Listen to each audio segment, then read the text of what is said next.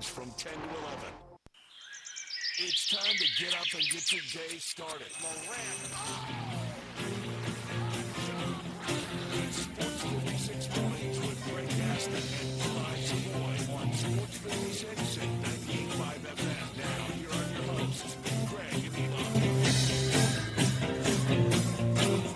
Well, I guess you could say Minnesota dropped a bomb on Memphis, or at least the Timberwolves on the Grizzlies, as last night they exploded for 52 points in the third quarter. 52 points as the Grizzlies fell to the Minnesota Timberwolves 141 to 125. Hopefully, I do not face a fine from the NBA. We welcome you into Sports 56 Mornings. Happy Friday, everybody. It's the Friday, April 11th. 2025 edition. Greg Gaston, Eli Savoy, Elijah Seegers, and a cast of thousands. We're broadcasting live and local from the Family Leisure Studios. Family Leisure, it's where family and fun come together. They got all types of great deals for the spring. It's pool time. Pool accessories up to 20% off. Also, 5 to 6 person hot tubs starting at just $69.99. Patio furniture up to 50% off select sets. Mention this ad. Get free installation of your pool. Family Leisure, 2120 Whitten Road, just north of I-40. Currently 50 degrees as you get your Friday started. It's going to warm up to about 67, but that's just about it, although mostly sunny skies. May see a few clouds. Tonight, mostly clear skies, 42 for your low. The weekend looks delightful. Tomorrow, sunshine, 68 for your high, and then Sunday, sunny with a high of 82 degrees. And into early next week, even late next week, looks like we're going to be pretty dry, which is nice after all the rain that we had here in the Mid-South. John Varlos will join us today at 7:25. We'll take your calls and texts on the Sissy's Log Cabin listener lines at 901-360-8255. Obviously, Grizzlies and NBA talk. The Masters, round one in the books. Round two will get started here in just a few moments. May have already started. We'll talk about that as well. The latest on college basketball, portal news. It's all coming up on the program today. So kick back, relax, and enjoy. Good morning. Good morning. Not much to enjoy from last night's game between the Timberwolves and the Grizzlies in an ultra-important game. The Grizzlies, as I said, give up 52 points in the third quarter. They should be embarrassed by that.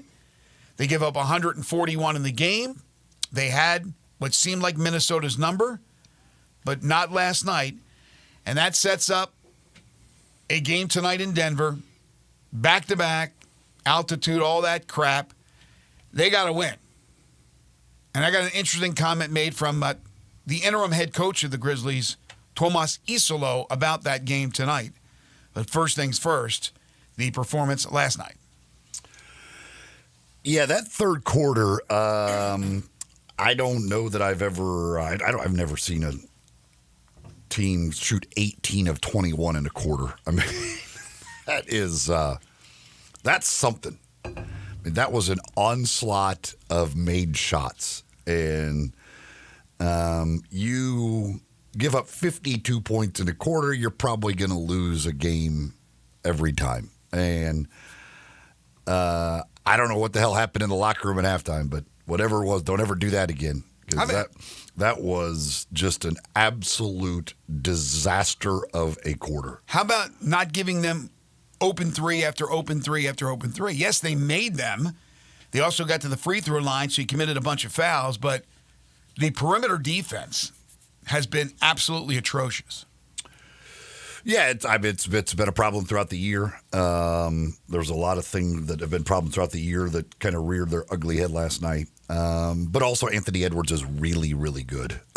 And he was absolutely incredible last night. The superstars, they were there. They came to play. It was, Edwards was great. Ja was great. Baines knocking down threes. Jaren, other than the foul issues, he's doing his thing. It really just came down to that third quarter. I mean, it was just a disaster of a quarter where they literally got whatever they wanted, whenever they wanted. Julius Randle was, I thought, awesome last night and may have been the difference in the game. And, You end up giving up the 55% shooting, 23. Again, I mean, if you shoot 51, nearly 52%, and make 50% of your threes, you would think you'd win the game. You'd think every time that's an easy win. That shouldn't even be close. But not when you give up 52 points in a quarter to let a team go 18 of 21 from the field. It seemed like all the talk after the firing of Taylor Jenkins was about the offense. And Isolo was brought in. They didn't fully embrace his offense. It was put in increments, and that's what got him fired. And he kind of got cockeyed with Zach Kleiman, and that's why he got fired. But it was all about the offense. Not too many people were talking about the defense, which was bad under Taylor for the most part and bad under Isolo. But not only bad, epically bad. That was embarrassing. As you mentioned, yeah, they have Anthony Edwards, but you also mentioned Memphis' Ja Morant. And Ja was a star, and Anthony was a star, and Bane did his thing. And as you said, Jackson, who again, fouls continue to rear their ugly head, but he still had a big game. Randall made big shots. The stars stepped up. But unless we're throwing Rudy Gobert into that category, what are we looking at here? We're looking at maybe they have better complementary players, the Dante DiVincenzo's, the Naz Reeds of the world, because the Memphis Stars stepped up and the Minnesota Stars stepped up. But it really comes down to defense. And so, again, I go back to the firing. I'm not saying that he shouldn't have been fired. I still think the timing stunk. But it's all about the defense, or the lack thereof. 141 points for Minnesota. Yeah, sure, they knocked down the shots, but they had open looks. These are the best players in the world. They're going to make a good portion of their shots. You give them open shots.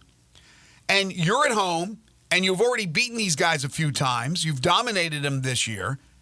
You're in desperate mode, as are they, but you're in desperate mode. You got a nice crowd on hand. You crap the bed. Let's be honest. And then afterwards, they asked Coach Isolo about Denver. And we've talked about it, that the schedule makers did not do him any favors. But this is the coach saying it. Quote, "It seems unreasonable to expect top-level performances in less than 20 hours to start another game while we're fighting for very, very important games. And we're the only team that's coming off a back-to-back." That sounds like an excuse. It's true. It's a daunting task. But you haven't even played that second game yet. And you're already waving the white flag, in my opinion. That's not good. I don't like the whole hugging after the game last night. They just came into your place, beat the snot out of you. You're battling them, and you're hugging at the end. I mean, stop it. Go to your locker room, be pissed off, get ready for this game. I don't think this team has a killer instinct. I don't. Now, Ja will throw a bomb and kill you, but I think they lack a killer instinct. And now you're looking at a strong possibility that they will be in the play-in, where most of the year they were sitting in second place in the West. And conceivably, I think we were talking before the show that the 7-8 game, if that's where they fall in place, and they'll host as the 7, they'll be the road team as the 8, is Tuesday. I mean, they could conceivably have their season come to an end on Tuesday night. Well, no, actually not. Actually not. That's right. 7-8, you survive one more game. But next week, it could come to an end. And we're in mid-April. Now, can they rectify the situation? Yes. They're that talented. But last night, to do what they did on the defensive end is embarrassing. Absolutely embarrassing. Yeah, it was once they came back, played the great second quarter. I thought once they took the lead at half, I was like, okay, they're gonna win this game. Yes, the momentum, everything was on there. Then the 17-0 start to the third quarter changed my mind, and the 52 total points in the third quarter really changed my mind. Thought it was interesting that Isolo after the game talked about making that decision going into the fourth quarter, and he said it was a very difficult decision. Do you just pull? Do you kind of give up on that game to rest guys for tonight's game? They elected to play them in the fourth quarter and made a little bit of a comeback, but were never a threat at really any point to really come back all the way back and win the game. But obviously, with what Minnesota had done against Milwaukee the other night, may have led to their belief that maybe we can do this. But yeah, that is certainly I could understand why that thought would be there. But yeah, tonight is a difficult situation. Denver obviously not playing last night. Grizzlies having to do the travel. It is just a brutal scheduling situation that they face, and it'll be hard. It'll be a hard game tonight for the Grizzlies, but we'll see. Backs against the wall. Everybody said it. They all said it after the game. Bottom line is we've put ourselves in a situation. We've got to go out there and play and try and win a game. There's nothing you can do about it now. It is what it is, and you put yourself in a position where you really need a win. So you've got to go out there and figure out a way to get it. Elijah Seegers is the third member of our broadcast team. You already made the statement the other day that you are a night owl. You like to watch all the games out on the West Coast. Now, that you were talking about college basketball. I'm not sure if that's your modem for the NBA, but last night it didn't matter if it was West Coast, East Coast. Didn't matter. That was a late game for the Grizzlies. So I imagine, like the rest of us, you stayed up, watched that game. What was your thoughts? Oh, yeah, I stay up for all the late games, by the way, for the NBA and college basketball. But if you like offense, last night was your game to watch. And unfortunately for the Grizzlies, they got the tail wrong end of the tail. Ja Morant was great. The big three was great. Desmond Bane and Jaren Jackson outside of the foul trouble. I thought they all had really, really good games. It's just Anthony Edwards. And I thought the player of the game for Minnesota really was Julius Randle. Julius Randle with 31 points. He was outstanding the way he shot the ball and how he was in ISOs, especially getting ISOs against Desmond Bane and smaller players. They just took advantage of a lot of the things that the Grizzlies are lacking right now. It's the lack of perimeter defense is scary going into the playoffs. Okay, so that's true. And Eli threw out the numbers. You know, the Grizzlies shoot nearly 52% from the field and 50% from three and are manhandled because their defense stunk and Minnesota went off. Vince Williams Jr. has been elevated into the starting lineup, although he played only 18 minutes. But he is now starting with Jalen Wells out for the year, and I would presume that he will continue to start as long as they're alive in the postseason once that gets started next week. But he only played 18 minutes. And he's your better perimeter defender, although Jalen Wells, as a rookie, did a really good job and had the task of trying to slow down some of the best offensive players in the league. But you have a defense that includes a rookie in Zach Edey, who is a mountain.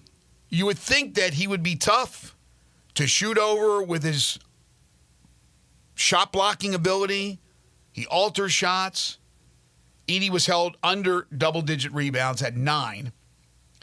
But the guy I still stare at is Jaren Jackson Jr. I mean, he's going to be all NBA more than likely, probably third team. He was an all-star. He's great. But he still does knucklehead things, like gets into foul trouble. And you can question whether they were all legitimate fouls. He had 5 fouls. He had 1 rebound. One rebound. He played 37 minutes. I know you got Edey there, but still, 1 rebound. For goodness sakes. Desmond Bane had 6 rebounds. So, offensively, they're fine. They got Aldama coming off the bench, Pippen coming off the bench. They're both scoring. But who the hell is playing defense? That's the problem. And again, all the conversation was about the offense. Isolo's system. They brought the guy in. They weren't using the system. They went dead. They would pick and roll. It's about the defense. How about playing a little perimeter defense? What can they do? What kind of changes can they make in a short period of time to be ready to go for Denver for Dallas, and then for next week? I don't have an answer. I'm not a coach. Well, I mean, I don't believe, I mean, it can, but certainly Denver's probably not going to make 23s on you tonight and go 20 of 44 from three-point. Now, you're dealing with Nikola Jokic, though, so there's a different beast that you're facing tonight. Good word, beast. Dallas, the game we'll see after tonight's action. Whether the game means anything to Dallas on Sunday or not, if they lose or Sacramento wins tonight, Sunday's game will not mean anything as far as that is concerned. Actually, if they would have to win and Sacramento have to lose because they would have to get into a tie. So that would be the only way that game would matter if they win and Sacramento loses tonight. But yeah, it's there's not going to be much difference. It's.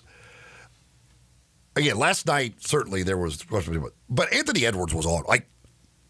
Anthony Edwards is really, really good, and he was just on one last night. He hit everything he looked at.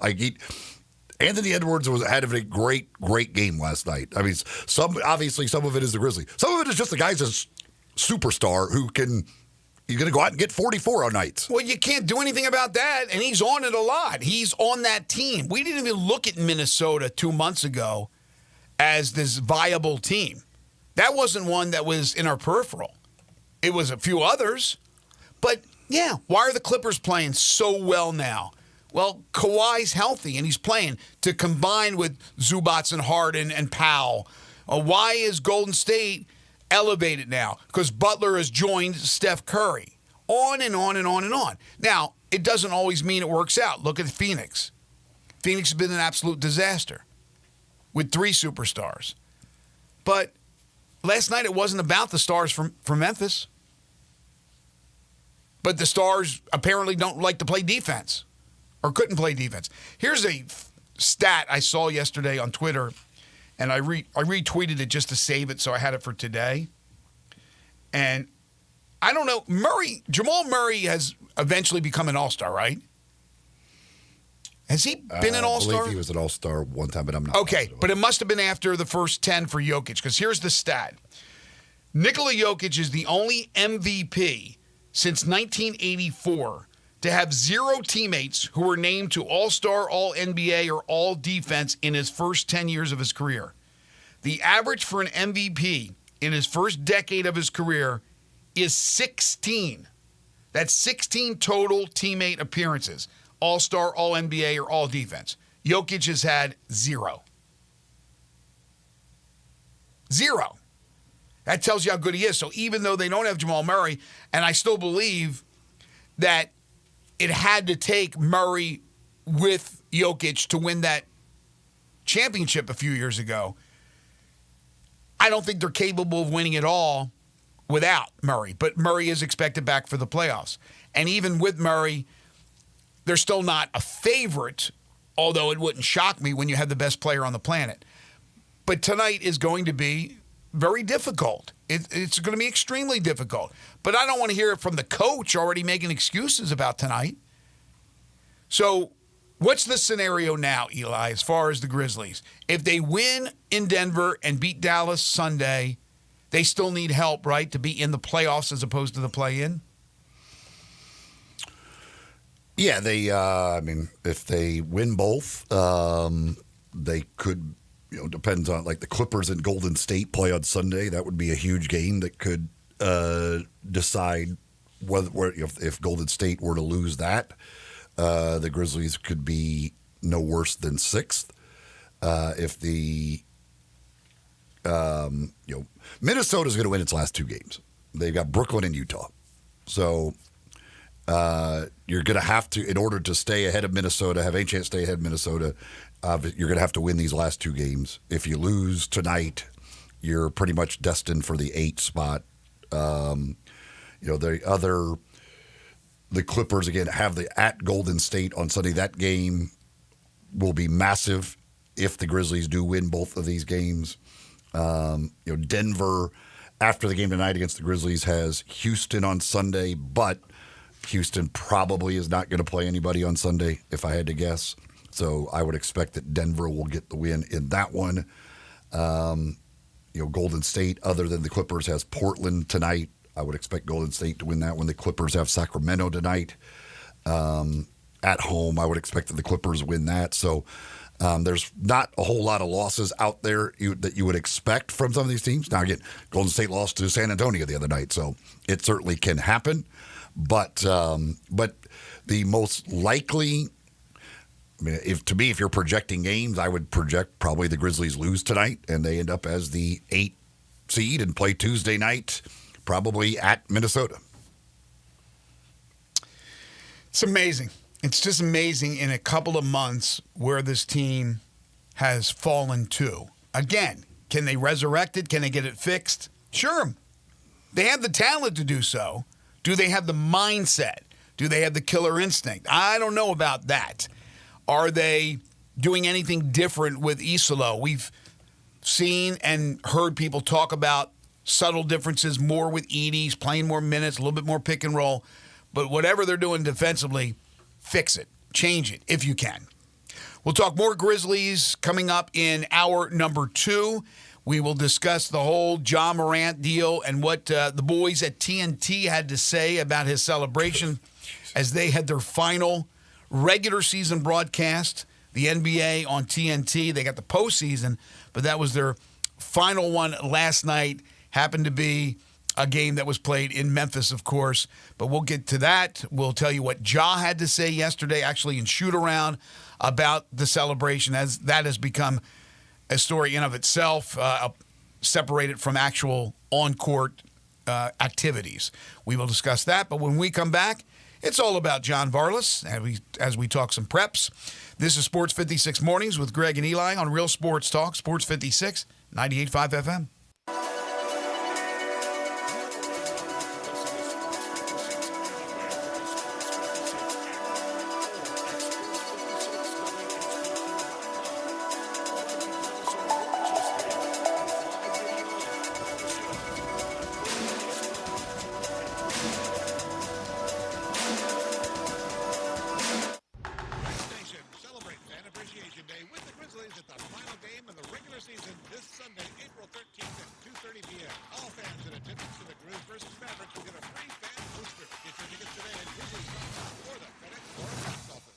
Are you getting the lowest possible rate on your mortgage? At Southern Security, we offer low rates, flexible terms, no PMI, and unbeatable service. Refinance your current mortgage with the Mid-South's best mortgage lender. For more information, visit us online at southernsecurity.org or call our office at 901-452-7900. Southern Security is an equal housing lender. Southern Security is a proud supporter of the University of Memphis Athletics, federally insured by the NCUA. I'm Gary York. I'm the service director of Lexus in Memphis. Our service department wants to be more than just a place where you get your oil changed. We do glass repair, windshield replacement, recalibration of your camera and sonar systems, even wheel repair, tire replacement, all the things you would expect from a luxury automotive dealer. Please check out our website. You can schedule your appointment, check out our specials, hours of operation, or if you'd like to do it in person, please reach out to one of our associates at 901-271-5199. It is too. I am not disagreeing with you. I'm just saying that April is just one of the great months to sit outside at Central Barbecue. I didn't say there weren't other great months to sit outside at Central Barbecue locations. And there are a lot of them, and they all have outdoor seating. I don't think you had to interrupt me for that. What I'm saying is April is particularly great because it's the first month where we can sit outside in Memphis. In South Haven? Stop interrupting me. I was going to say South Haven. No, you weren't. You always forget about South Haven. I resent that. Hey, I produce these. You want me to back the tape up? No. It's still the best month to sit outside at Central Barbecue.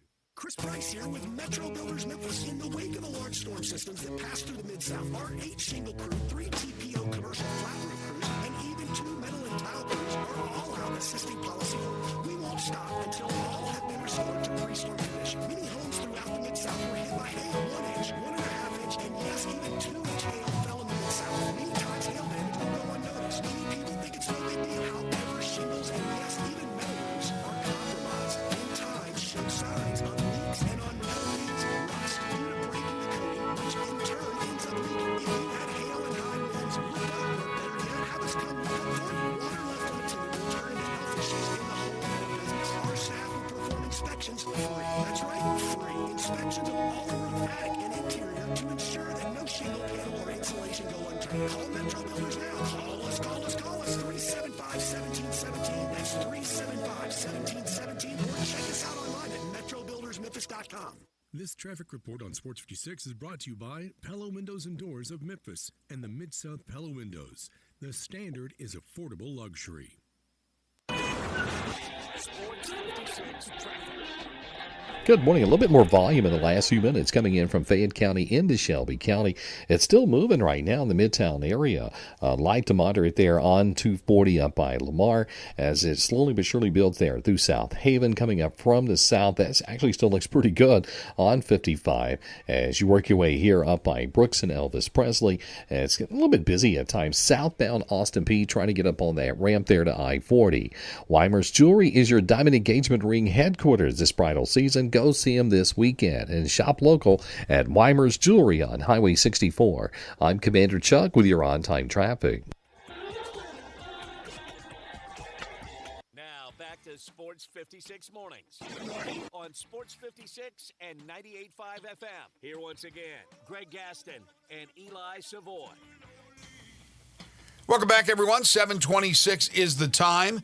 Obviously, the Grizzlies, the top piece of conversation so far on the show, and we'll get back to that a little bit later on. But it's Friday. It's time for John Varlas. It's time for Greg and Eli's weekly visit with John Varlas on Daily Memphian. Check out John's prep sports coverage and much more at dailymemphian.com. John is brought to you by Shoot 360 Memphis, where pros and preps go to get their shot. Shoot 360 Memphis. Now here's John Varlas with Greg and Eli. He is the award-winning prep reporter from the Daily Memphian, but so much more. He is John Varlas. You can follow him on Twitter at John Varlas. He joins us each and every Friday. And as Mr. Announcer Man said, he is indeed brought to you by Shoot 360 Memphis. Good morning, John. Good morning. Yes, I can neither confirm nor deny that the Minnesota Timberwolves visited Shoot 360 Memphis prior to last night's trip to FedEx Forum, but they looked good, right? And, yes. And if you want to look good with your shooting, Shoot 360 Memphis is the place. And just for clarification, I don't think the Timberwolves were there, but you can get better at your 3-point shooting there in Cordova or there in Collierville. Same great people, same great technology. They got the shooting bays, the passing bays, the hands-on coaching and instruction at both locations. Same wonderful people. NBA, longtime NBA veteran Thaddeus Young is behind Shoot 360 Memphis. Steph Curry uses this technology. Klay Thompson, Kyrie Irving. Some of the very biggest names of basketball have used the Shoot 360 technology to get better, and if it's good enough for them, I say it's good enough for you and your son or your daughter or grandson. So give them a call. Collierville, 901-316-5500. Cordova, out there on Big Orange Road, 901-779-3176. You can subscribe for a month. You can subscribe for many months, and if you do choose to subscribe, please remember to use the promo code JV2025. That's JV2025, and they'll take care of you on that too. So Shoot 360 Memphis, it's a really fun place, and they're doing great stuff. Get an extra deal by using JV's code, again, JV2025. If they would have been on those machines, the feedback would have been positive for the Timberwolves. They would have been. Their arc was perfect. They might have broke the machine. Honestly, I was going to say, honestly, they might have broke the machines. With Anthony Edwards would have got really positive feedback on his shots last night. And I'm watching a lot of the Masters here because it's Masters Week, and I really tend to get into the majors and the tournament as well in Memphis. That's kind of when I'm most into golf.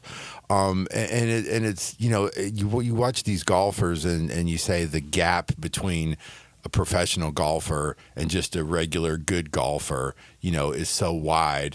But then you see something last night with the Timberwolves and you say, my goodness, the gap between an NBA player and just a regular good guy on the playground, it's immeasurable, right? I mean, it's no comparison. There's no comparison. There's leagues all around the world. There's great players all around the world, but they're not the greatest players because the greatest players exist right here in this country in the association. They're the best players, hands down, in the world. I mean, if you give these guys an open shot, they're going to hit it 18 times out of 21.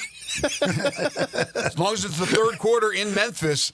But, it's interesting, too, that, and we'll get to, obviously, preps here in a second, but I talk about the last couple of weeks, teams taking it up a notch, right? Now they're in playoff mode. There is something real about playoff mode. And with the Grizzlies, they don't seem to have a playoff mode. They have had injuries, obviously, that has derailed them in past years. The suspension the one time with Ja, but they seem to be stuck in neutral, while other teams are stepping up. Minnesota wasn't even talked about a couple of months ago as a real factor, and I'm not even sure if they're going to be a real factor, but they were last night. They stepped it up. Now, the Stars for Memphis on the offensive side stepped it up, but defensively, they're in a rut. You make a coaching change right before the end of the season, which still befuddles me, and we'll see what happens with Denver because they also did. But you have to take it up a step, and that's what Anthony Edwards did last night with his shooting. That's what great players do. Ja did last night, but it still wasn't enough. So, we'll see if they have that killer instinct, if they have that ability to be able to take it to an 11 like they did in Spinal Tap. But you talk about these other teams are stepping up. Minnesota blew a 20-point lead, and Anthony Edwards didn't score in the fourth quarter against Milwaukee. Golden State lost a game to San Antonio that they really needed to win. No, I understand. It happened. Like teams lose games even when they need to win them. It happens, but Memphis has been pretty consistent with beating up on bad teams from the East and losing to the good teams in the West. That's been pretty consistent. Well, and to your point, Greg, about taking it up a notch, I think the way the NBA is played now, where there's such a reliance on three-point shooting and teams can, like we saw last night, teams can get hot really quickly. They can go cold really quickly. So you're more likely to see these dramatic shifts in scores and outcomes than we might have seen, maybe even 10 years ago. Like Eli was saying, you make a huge comeback or you blow a game because no question. all of a sudden you go cold. So, but you have to adjust too defensively, you do have to adjust. Right? There is defense. There's no doubt, but I think a lot of that too. What we're seeing is the way the game is played now. It maybe gives the appearance of taking it up a notch. I mean, obviously they are taking it up a notch, but the way you can just score so quickly nowadays, I think it kind of skews maybe how we look at that a little. Oh, I think you're absolutely right, but. And a lot of this has to do with moves you make at the trade deadline to take it up a notch as well. Golden State they were stuck in neutral, and they make a trade and they bring in Jimmy Butler. And now they're all of a sudden a formidable team in the West. At the beginning of the year, people were thinking Golden State might not even make the playoffs, for goodness sakes. The Lakers add a Luka Doncic. It's like an impossibility in your mind that something like that can happen, but they do. So these teams went out and they got players, or they are just playing better. The Clippers got healthy with Kawhi Leonard. It just seems like at this time of the year, with this bunch for the Grizzlies and this front office, they go down as the season progresses. They are not playing their best basketball by the time the postseason comes. Some of it is, of course, because of injury. Yeah, injuries. I mean, they've certainly, they've kind of depleted their depth. Like you said, with the injuries to Wells and to Clark, and then they traded away LaRavia and they traded away Smart. So all of a sudden, what was a very deep team is now not a very deep team, and that's a problem. But you don't have to be that deep in the playoffs. No, they have their stars. Unless something happens in the next couple of days with the Grizzlies, it could always happen. Something could always happen. They're going to Denver, for goodness sakes. That's not a good city for Ja. But in seriousness, those three guys hopefully are ready to go. So there's no excuses. Okay, Brandon Clark's out.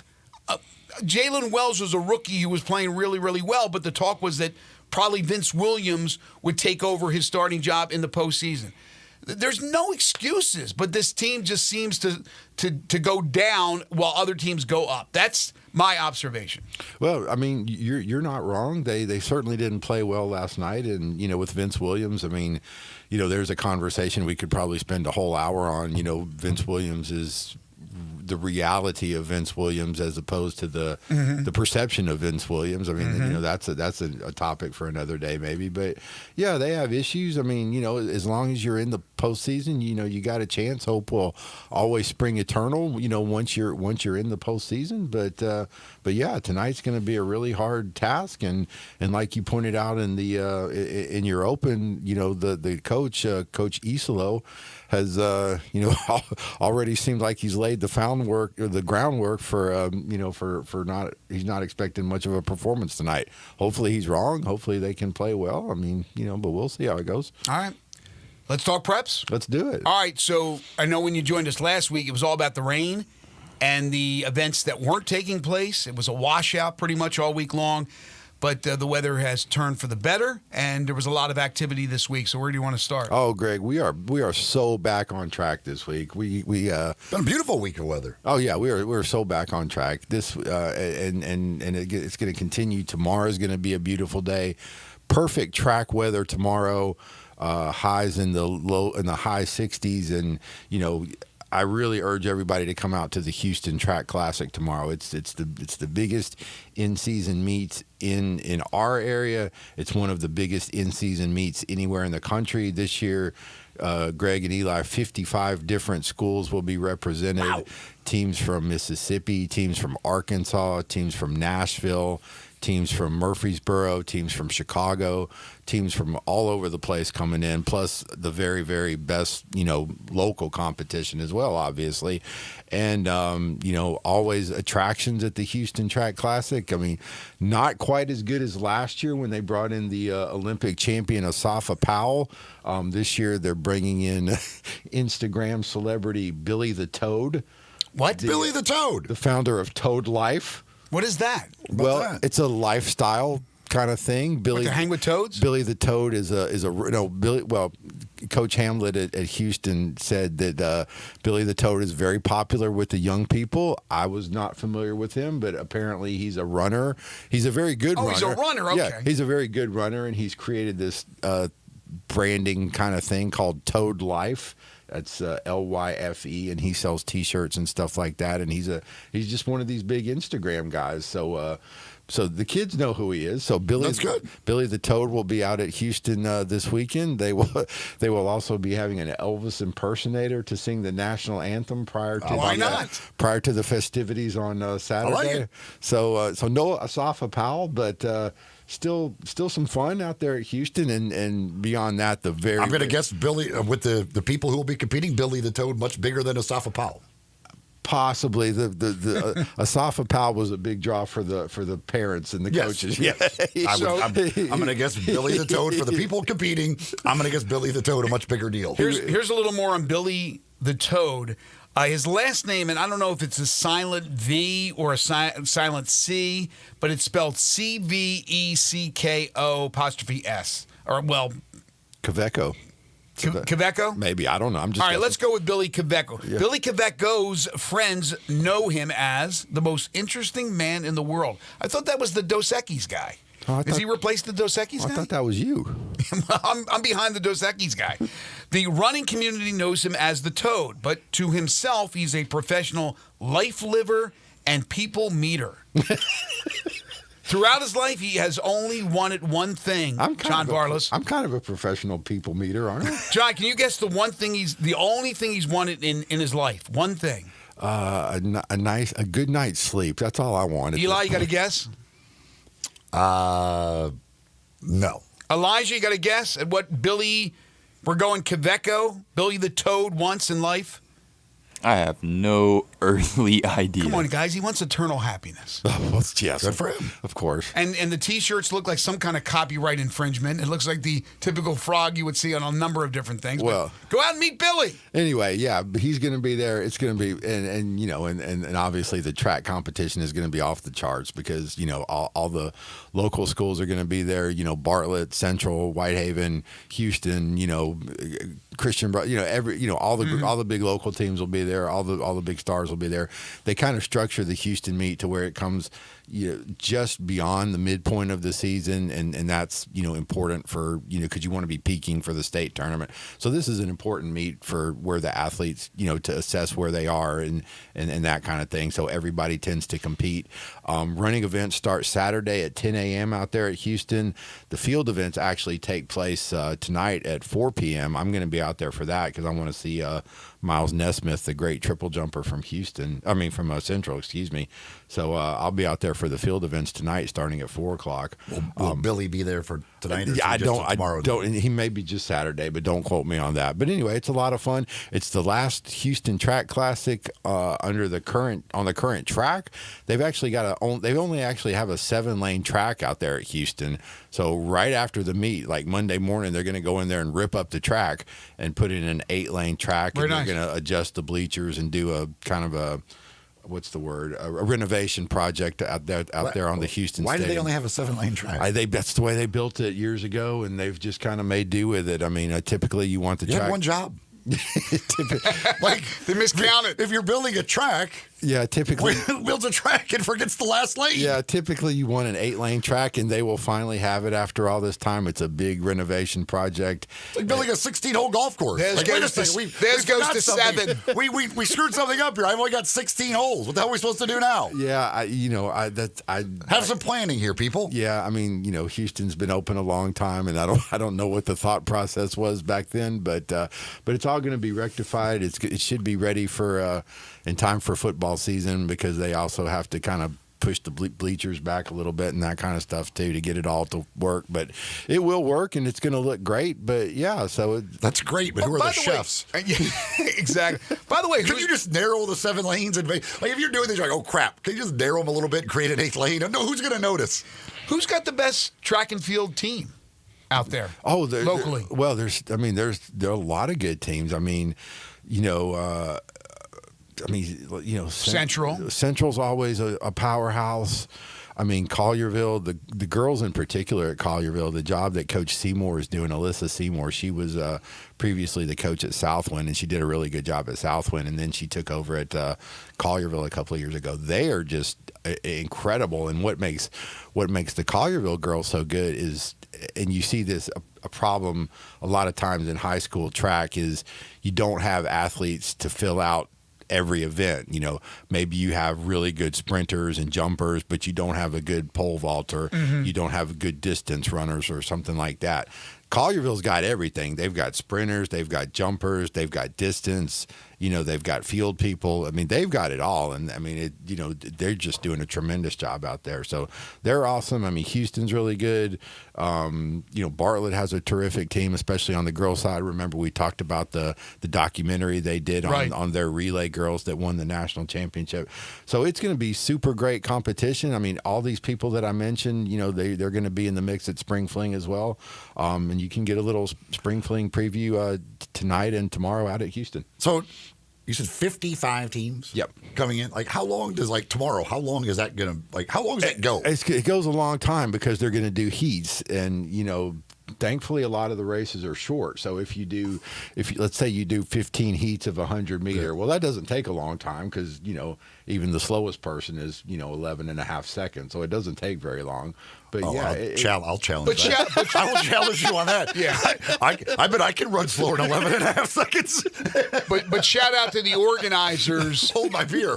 Who keep everything right on track, pun intended, right? They do keep it on track, no doubt about it. And one of the cool things about the Houston Classic and local track in particular is you will see, the coaches all come together and cooperate. So even though Houston is hosting, you'll see coaches from all the other schools helping, moving the hurdles, getting kids to where they need to be, helping out with just whatever needs to be helped out with. The track community is a community, and it's really cool when they all come together for a big event like this. And they have, the guys at Houston that run it, Coach Hamlet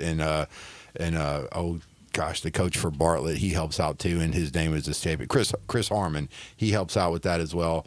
They've been doing it for a long time. Nice. They know how to run a meet. They keep it on schedule. But yeah, thankfully most track races are short, except for when Eli's out there with his the one time I ran the 800, it was with his 15. They were picking up the beat before. They were like, oh, he's still running. Sorry, we'll let you go. Somebody pick up the sundial. That's how we were. Eli with his 15 flat 40, brings to mind the famous quote from Tommy Lasorda about one of his players. He raced a pregnant woman and finished in third. That's Eli, right? I would just tell him, hey, I'm in lane 8, so don't worry about it. Yeah, exactly. I don't have the lane. How fast do you expect me to be? All right, we'll take a break. We'll come back. We'll talk some baseball, some other prep sports with John Varlas. One of our great sponsors is Corky's Ribs and Barbecue. Sure, it's breakfast time right now, but before too long, it'll be lunchtime, then dinner. Maybe this weekend you're thinking about a place to go with the family. How about Corky's? They've been around for 4 decades. They've also been catering that entire time. So if you're having a big event coming up, whatever size it is, it doesn't matter because Corky's has catered huge events. Just give them a call, find out more about their catering details. They'll start you out as low as $7.99 per person. When you head over for lunch or for dinner, get yourself your entree, add a third of a rack of ribs, just $7.99 for that additional third of a rack of ribs when you purchase a barbecue sandwich, their award-winning catfish plate, or any great entree. Lunch specials every day, party packs that start at just $7.49. They're located on Poplar Avenue in Memphis. They're out in Collierville on Poplar Avenue as well. Germantown Parkway in Cordova and Goodman Road in Olive Branch. Corky's Ribs and Barbecue. They're open for lunch and dinner 7 days a week. You're tuned in to Sports 56 Mornings with Greg and Eli on Real Sports Talk, Sports 56 and 98.5 FM. Join the voice of the Tigers, Dave Woloshin, for Wolo and Friends. Weekday mornings from 10 to 11 here on Sports 56 and 98.5 FM. When you're working outdoors, unpredictability is the norm. So take on the toughest jobs with the 2025 Honda Pioneer 7. Easy running side-by-side with powered in with a reliable tool for towing and smooth shifting through trails. And you can choose between 3 trails: standard, plus, and the Trinity Force Edition. Ultimate Mountains Adventures. See the 2025 Honda Pioneer 7 today at the Santa Honda 56 East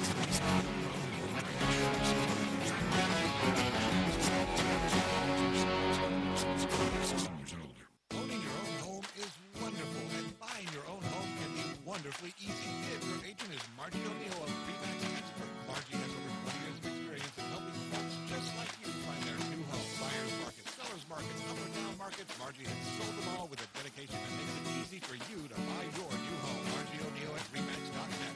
That's MARGIE.ONEAL at Remax.net. Or call 901-685-6000 for your new home. Margie O'Neill makes it easy. Hi, fellas. It's Bill Russell at Russell Brothers Fine Jewelers, and I want to make you aware of something. Did you know that April is Diamond Month? Well, it is. And if your wife or your girlfriend or maybe your daughter has a birthday in April, Diamond is her birthstone. If your wedding anniversary is in April, then your wife surely deserves a diamond.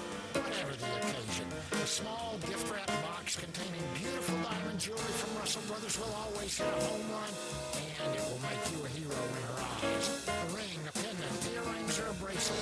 You can't go wrong with a piece of jewelry from Russell Brothers Jewelers. It will be a gift that you'll treasure for many years. For 5 decades, Russell Brothers has been helping Memphis men find the very best in diamond jewelry for their sweethearts. Yellow, white, gold, platinum, or sterling. You cannot go wrong with a gift of exquisite diamond jewelry from Russell Brothers Jewelers. Come see us at 4646 Poplar at Perkins. Hi, this is Troy Fiveash, owner of Fiveash Roofing. Did you know there are so many roofing companies in Memphis that I don't even know them all? So that begs the question, which one should you choose? So I thought I'd give you a little background about me. My grandfather was a World War II Marine. My father worked for the University of Memphis for nearly 30 years. My mother, a pianist at Raleigh Baptist Church. Seems like forever. I went to Brownsville Road, Craigmont, and Bartlett High School, class of 81. We support the local school systems, youth athletics, and believe in what St. Jude and Le Bonheur stand for. I'm a Tiger and Grizz fan. The point? Memphis is my home. Five Ash Roofing will be around if you ever have a problem with the service we provide. Five Ash Roofing, fair, honest, and ethical, with deep local ties in our community. 367-0050 or memphisroofer.com. Five Ash Roofing is what we do. We're here for you. Now back to Sports 56 Morning on Sports 56 and 98.5 FM. Here once again, Greg Gaston and Eli Savoy.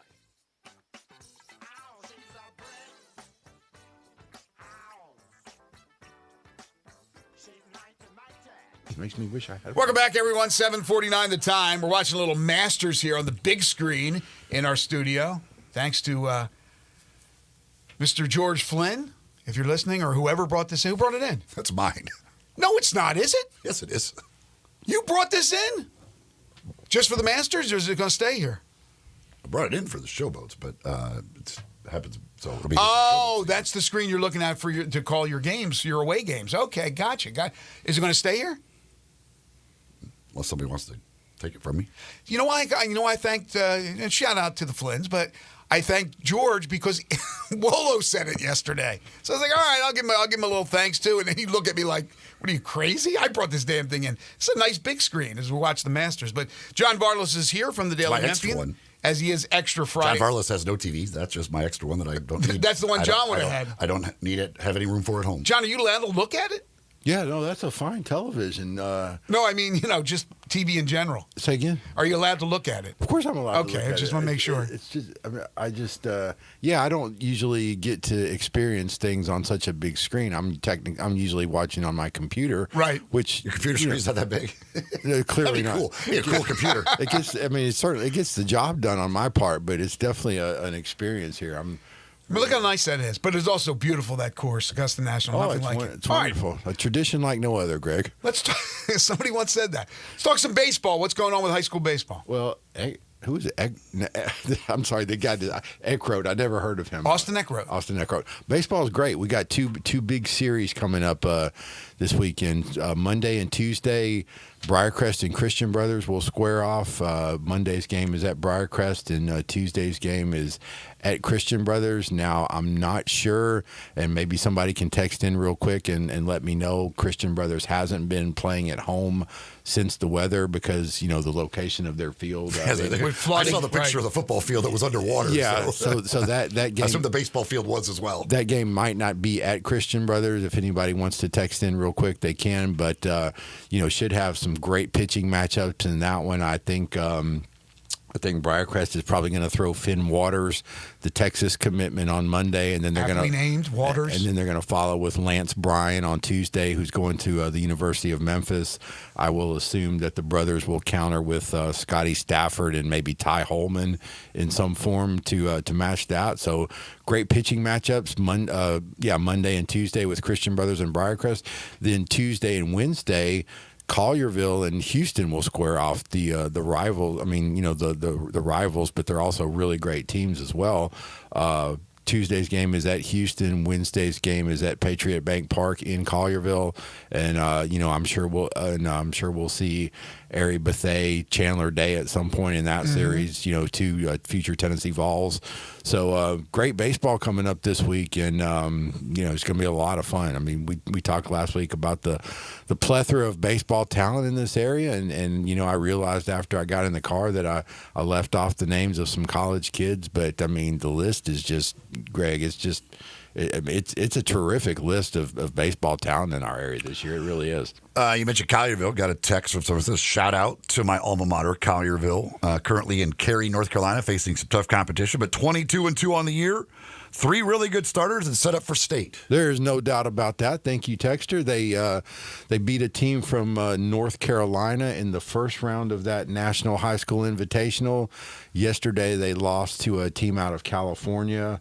So that dropped them into the consolation bracket, but the texter is exactly right. 22-2, a loaded team. I mean, practically everybody in the everyday lineup as a batter is going to college in some form, whether junior college or 4-year college.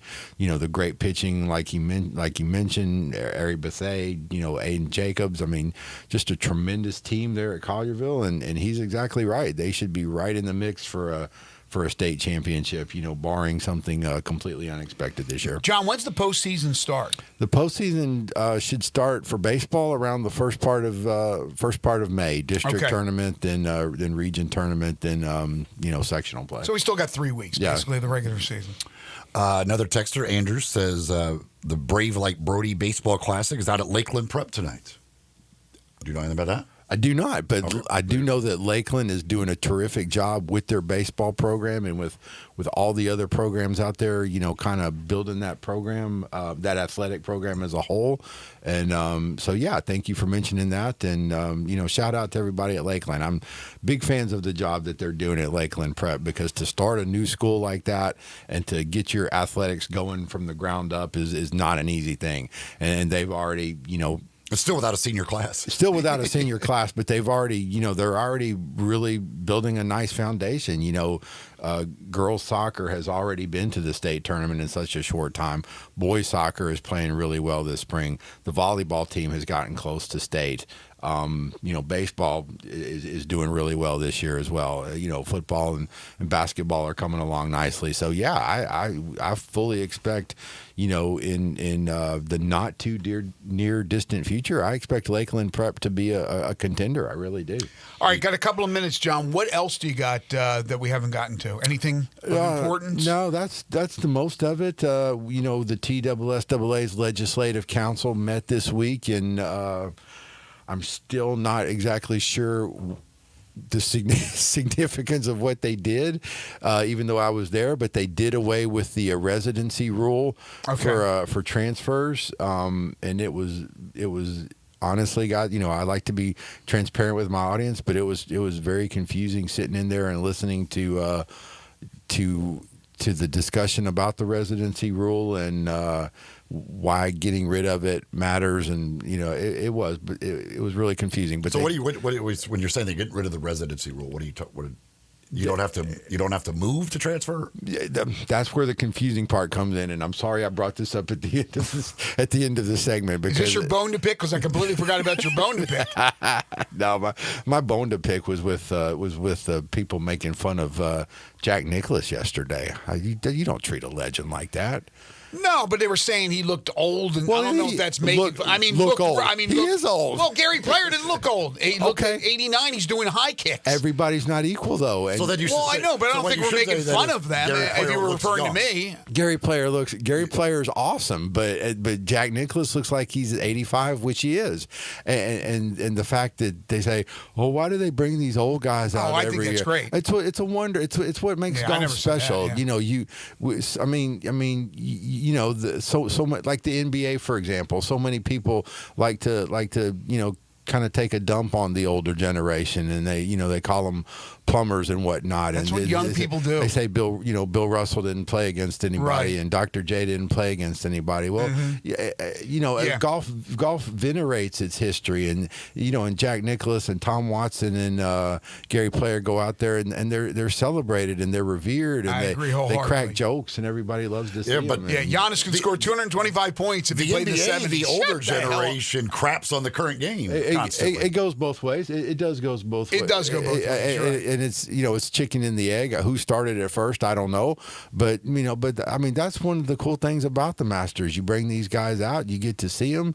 Yeah, they're old. And yeah, Jack Nicklaus had a hard time putting his tee in the ground. But so what? My goodness, it's Jack Nicklaus. He's still here with us. And yes, but you're taking it the wrong way. At least what I was just saying, to me, it was stunning to me, because he looked old, John, where it looked like he might die soon. And I don't want Jack Nicklaus to die. Well, he just did not look good. Gary Player, on the other hand, looked like he was auditioning for the Rockettes. That's the only point I was trying to make. I understand, and that's fair. But, I mean, you know, the other side of the coin is most people who are 85 probably don't look good, and right, and that's just and they're not hitting a golf ball. That so just comes with being 85, and I did have a little teeny tiny bone too to pick with your guest from yesterday. I cannot believe you ranked the top 100 golfers of all time, and you don't have Scotty Scheffler in there.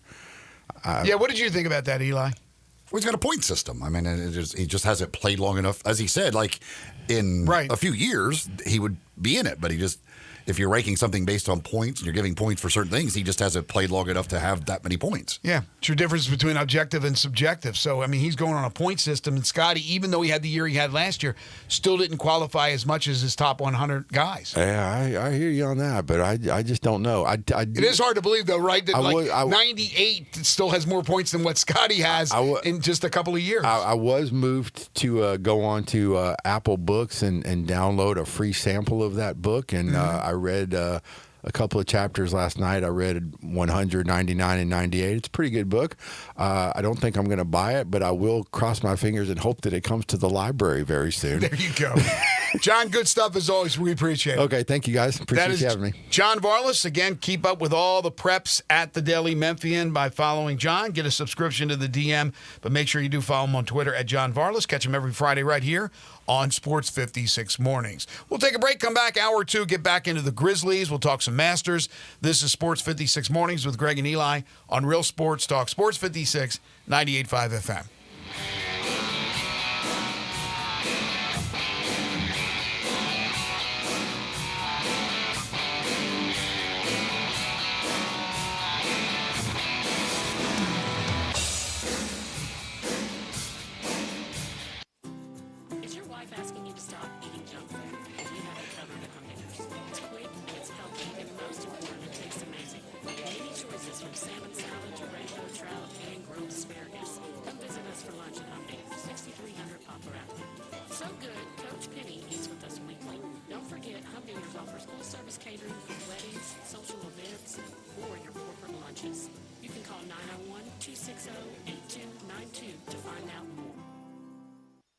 Showboats fans, the boats are back in action with a 1:30 kickoff on Saturday, April 12th at Simmons Bank Liberty Stadium as they take on the Houston Roughnecks in a special Memphis wrestling-themed game, the Showboats Showdown. Come see all the football action of the UFL and enjoy wrestling matches pregame and a special halftime main event. More football, more wrestling, more Showboats. Get your tickets today at UFLShowboats.com. That's UFLShowboats.com. Go Boats! I'm Gary York. I'm the service director of Lexus in Memphis. Our service department wants to be more than just a place where you get your oil changed. We do glass repair, windshield replacement, recalibration of your camera and sonar systems, even wheel repair, tire replacement, all the things you would expect from a luxury automotive dealer. Please check out our website. You can schedule your appointment, check out our specials, hours of operation, or if you'd like to do it in person, please reach out to one of our associates at 901-271-5199.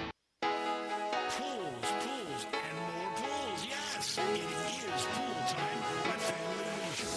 Family Leisure is already booking pool installs, so you need to buy now and get on that list. 24-foot pools start at $19.99 install. Liners are starting at $2.99. You're going to need some pool accessories, so they're all up to 20% off. Not quite ready for a pool? That's fine. Get a 5 or 6 person hot tub starting at under $7,000. You can also go for a swim spa or perhaps a cold plunge tub. Those are now $2,000 off. Get patio furniture up to 50% off on select sets. Buy your pool now. Get on that install list. Mention this commercial, and your install is free. It's underlined in the in-bold print, so you know it's big. It's pool time at Family Leisure. Family Leisure. Whitten Road at I-40. Where family and fun come together. This traffic brought to you by Brinson Tax Service. They protect you like family. Sports 56 traffic. Good morning. Wrapping up a couple of wrecks we had out here earlier. Here's what we're seeing. Heavier traffic volume just in the last few minutes on 385 Billmores Parkway coming past Riverdale as you work your way in from Collierville. We've seen a couple of wrecks already out here. They were pulling a car out of a ditch earlier on 240 going eastbound at Mount Moriah. 40 west on the increase over here at Germantown Parkway all the way up to Sycamore View Road. Weimer's Jewelry is your diamond engagement ring headquarters this coming bridal season. Go by and see them this weekend and shop local at Weimer's Jewelry on Highway 64. I'm Commander Chuck with your on-time traffic.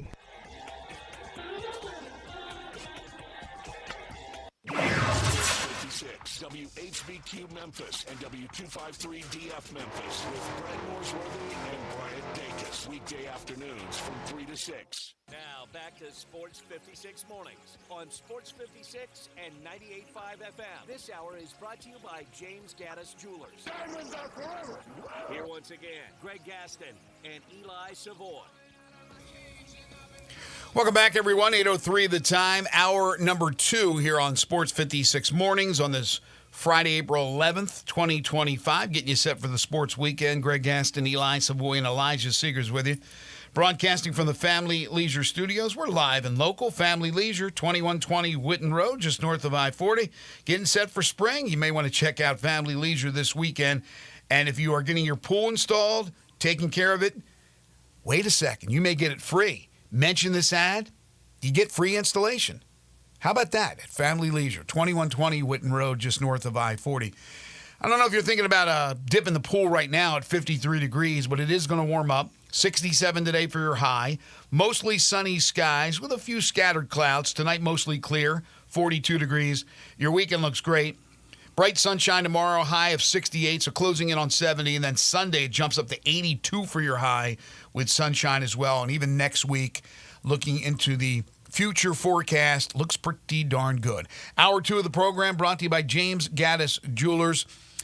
I think James and Linda are back or are about to be back from Antwerp with those diamonds, where they purchased those diamonds for you folks, for your engagement rings, for wedding rings, these beautiful diamond rings, the newest, the latest, all types of prices, varieties of diamond rings.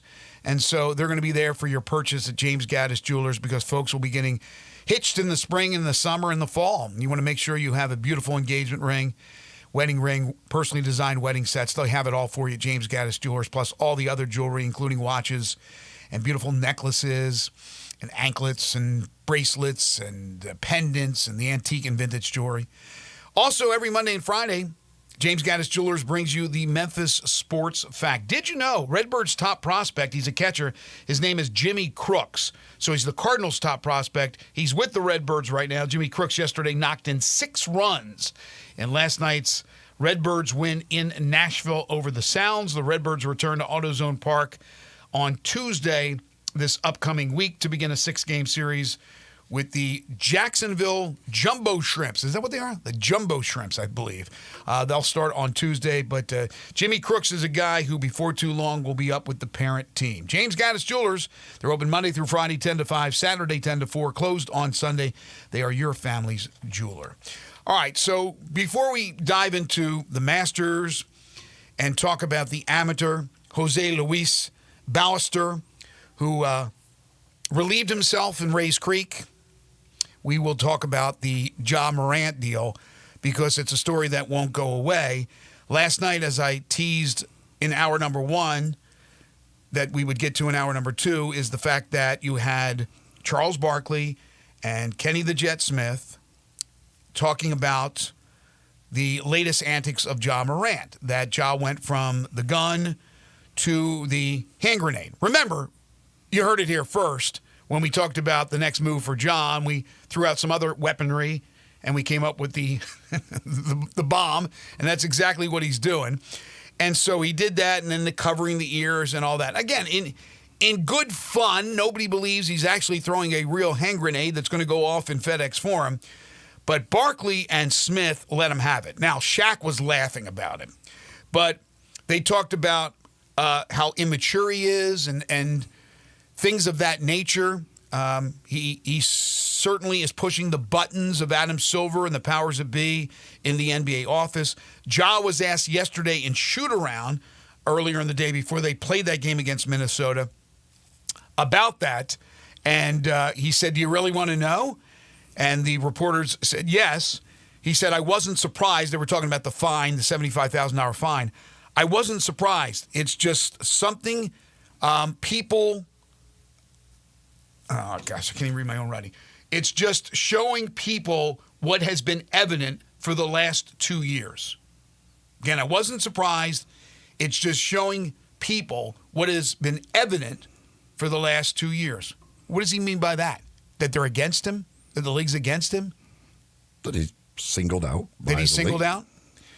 But anyway, again, that's a story that just won't go away. And yesterday, when you have a nationally televised game, the last one for the NBA on TNT, the best show in sports, let's be honest, those guys are great. They have the postseason still to go. But when they let loose on Ja Morant, that's going to have some, it's going to register with some people. And then, of course, Ja talking about the villain and all that stuff, that adds up as well for people to be, you're either going to love him or hate him. He's become that type of polarizing figure.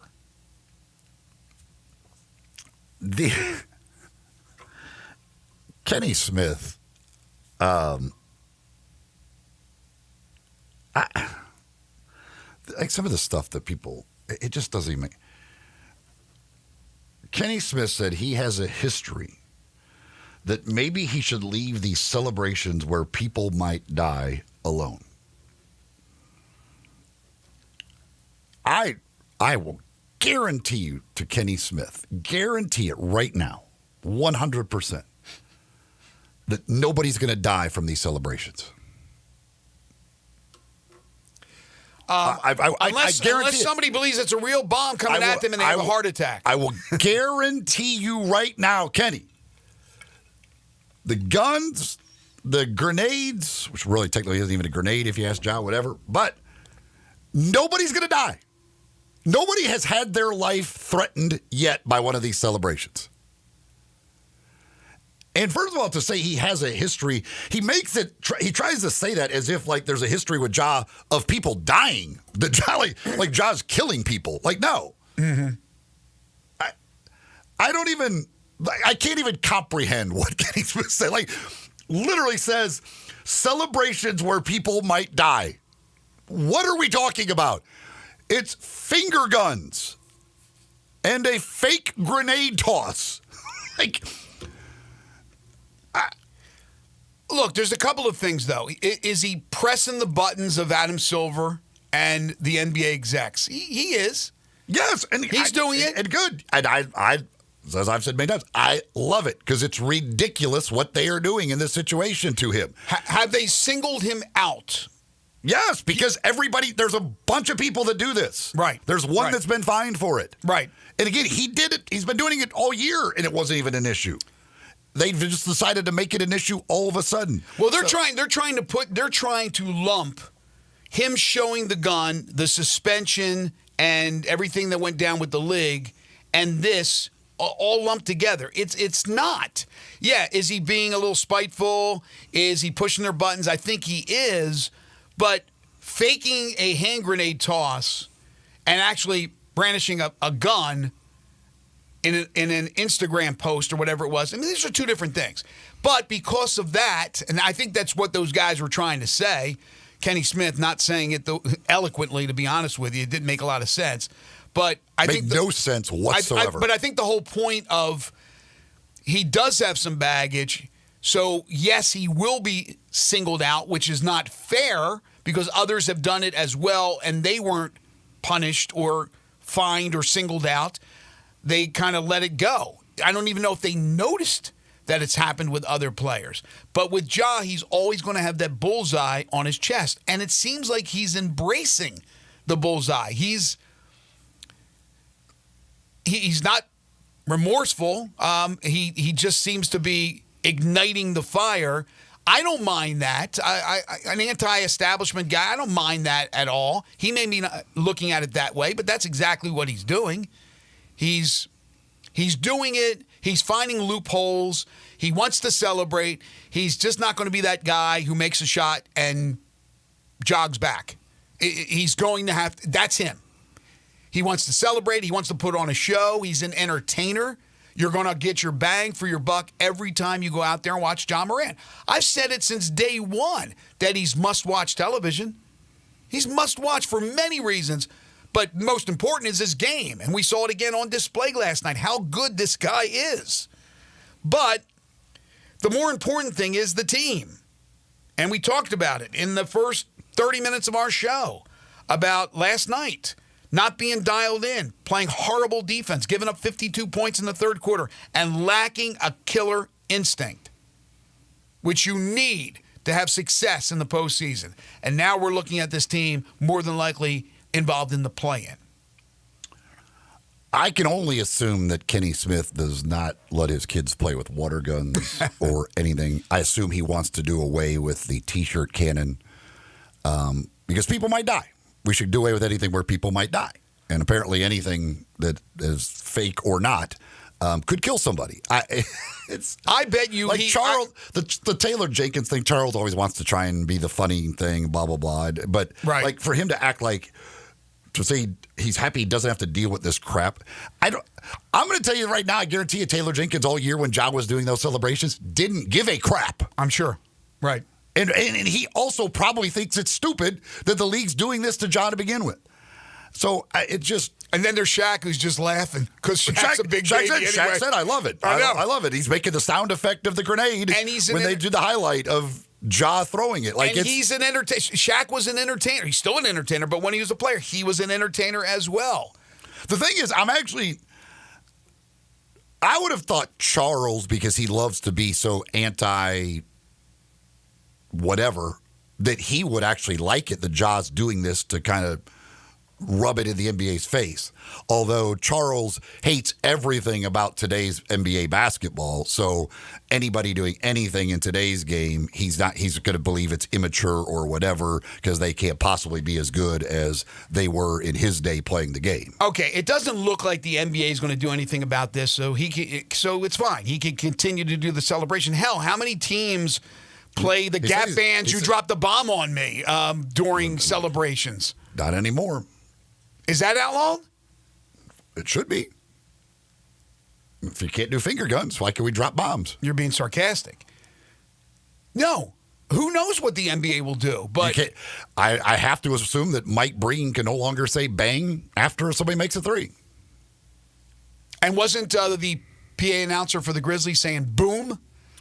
After Ja made threes? I don't know if he was, and I know that I saw some people were saying that the crowd was doing it. I don't know if the PA was too. I don't know as far as that is concerned. If people aren't offended by it, and I don't know one person that is. If there's not people lining up and protesting, you possibly be offended by it? Exactly. How many times have we used terminology like, this team blitzed this team bombed this team killed this team? I mean, we use it in everyday jargon talking about sports. But the real gun, showing the gun, the suspension, all that will always come back to haunt him. Now, it's a shame that they're lumping celebrations of making three-point shots in with that, but it's not surprising. And it's not surprising that they single him out. I mean, he's right about that. And I wouldn't be stunned if these stuffed shirts come up with something to outlaw that. This latest celebration. Texter says that Darius Garland did the three-gun last night, albeit on the bench, but he did it. Lots of people do. Yeah, again, it's all over the league. Like, a ton of people do it. And again, Ja's been doing it. And then just for some reason, in the Golden State game, it just became an issue that he no longer can do, but other people can still do, which, again, I'm trying to figure that out. I have no idea, but that's the way the NBA stand on it. Ja, we're going to fine you, but everybody else keep on doing it. Who cares? Well, you always heard for years and years, like, pretend like you've been there before and don't show up the opponent and all that stuff. Those days are gone. Now it's about celebrating. The NFL, the non-fun league, has finally come around a little bit with team celebrations. These guys want to celebrate, all right? They work their tails off, and they want to have a little bit of fun, as long as it is within reason. And I think, again, we have saluted military actions and things of that nature. We've always talked about it in sports. How many times have we watched players over the years, the six guns coming out of the holster, we talked about the bow and arrow, right? Who was it? The player that we talked about with the bow and arrow? Wesley Matthews. There's all types of celebrations that involve some type of weaponry. I mean, I don't know why this has become such a big deal and Kenny Smith gets on a pulpit to talk about this. Like it's the end of civilization. Yeah, he pushes buttons. That's what Ja does. He's going to be that type of player. And so look, it's not coming out of my pocket or your pocket, the fines. And I don't think he'll get fined for something like this. I think they'll allow this and it will continue, but people will continue to talk about it. We're talking about it because we're reacting to what they did on the national stage last night with the reaction from the guys on the NBA on TNT show. Well, he said he will continue to do this until somebody has a problem with it, and then he'll come up with something else. Which maybe after, I don't know, after he does it for a while, maybe the NBA will decide that they don't like it because, again, that's what they did with the other thing. So just randomly decided one night that they didn't like it. But again, only for him. But the we're gonna get outlawed the too small. I think he did it too small last night. No, I wish they would outlaw that because that drives me crazy. Well, the people that do that, like at the time, some people do it is so stupid. it's like what? I mean, does that offend little people? We're putting that down. We're doing the too small thing. Come on, somebody's always going to find something that bothers them. The man actually said celebrations where people might die. What are you talking about? Yeah, you know when celebrations, when people might die, when some deranged lunatic drives a automobile down Bourbon Street or something, and they're celebrating whatever it is, just going out and having a good time. That's what we're talking about. This is a basketball game where he's doing a fake hand grenade, holding his ears because it's loud. I don't think people were scurrying up out of their seats and finding the concourse because, my gosh, the bombs were raining. Or somebody's now going to try to bring a hand grenade into the damn FedEx Forum. I mean, I know there are lunatics out there, but come on, man. If not, why even have entertainment? Why even have fun? And it's all about fun. And Ja is all about fun. He's all about entertaining. Now, I'm a bottom line guy. I want to see this team do something in the postseason, which doesn't look real promising right now.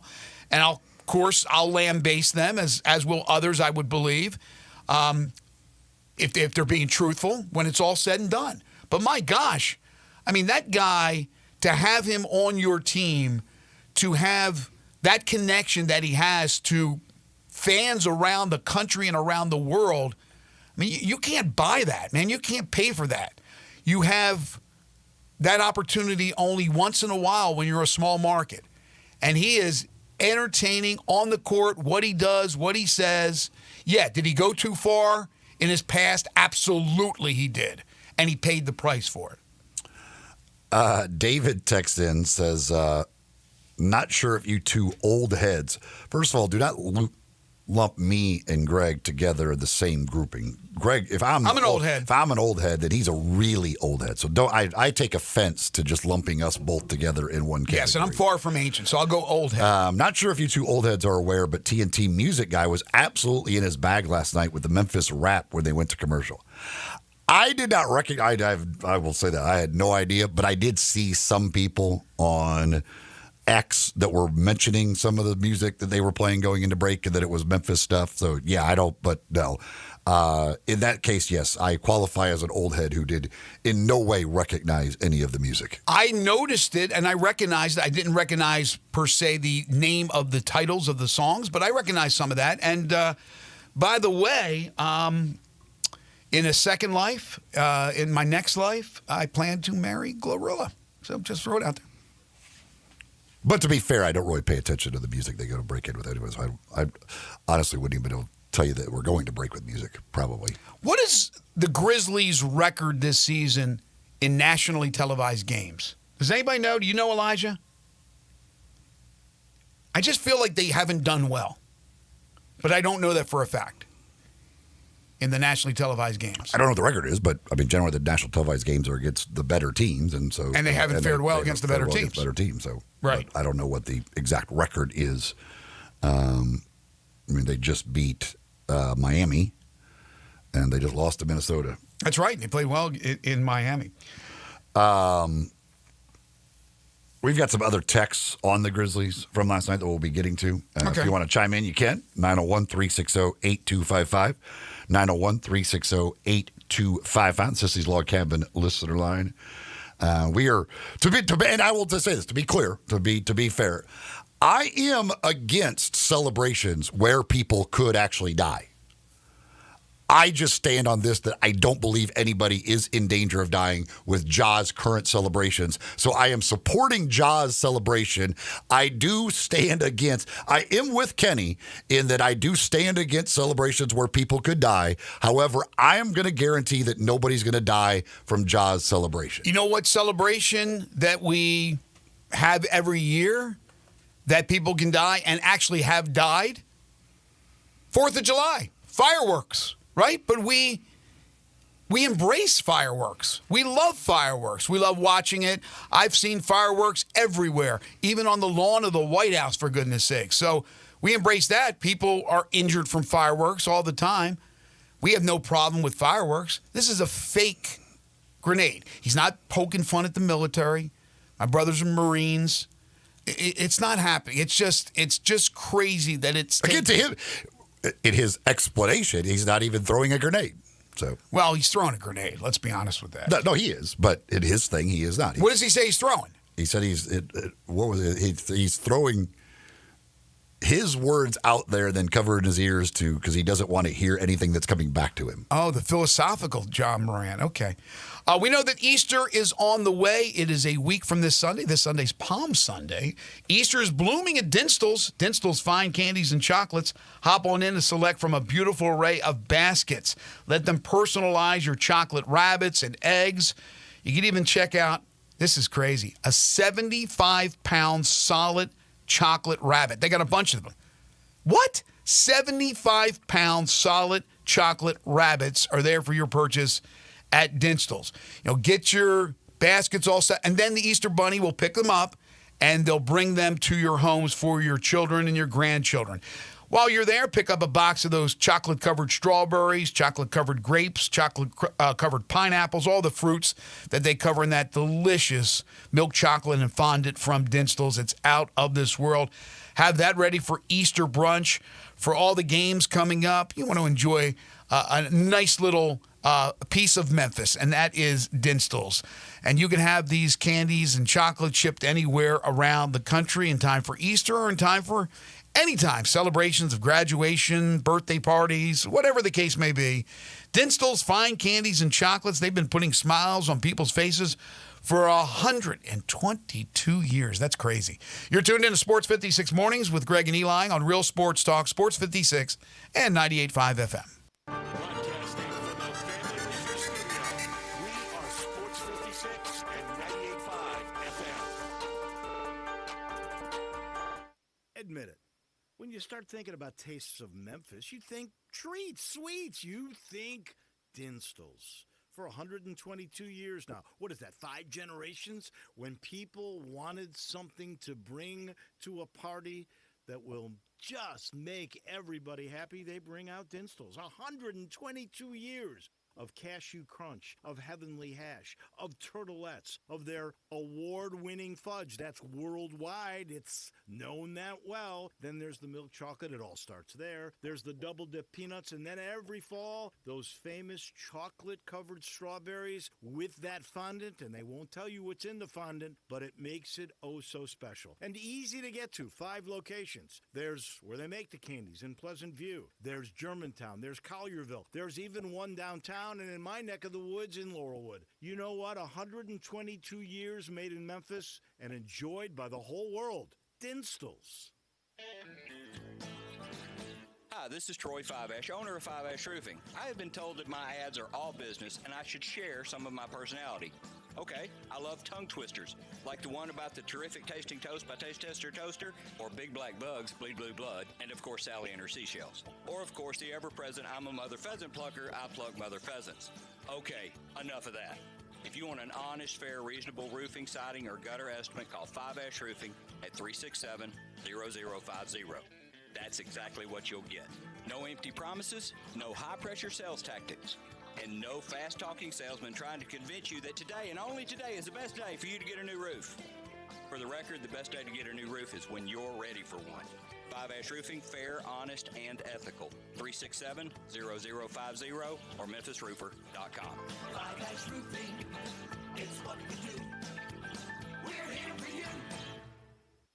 Showboats fans, the boats are back in action with a 1:30 kickoff on Saturday, April 12th at Simmons Bank Liberty Stadium as they take on the Houston Roughnecks in a special Memphis wrestling-themed game, the Showboats Showdown. Come see all the football action of the UFL and enjoy wrestling matches pregame and a special halftime main event. More football, more wrestling, more Showboats. Get your tickets today at UFLShowboats.com. That's UFLShowboats.com. Go Boats!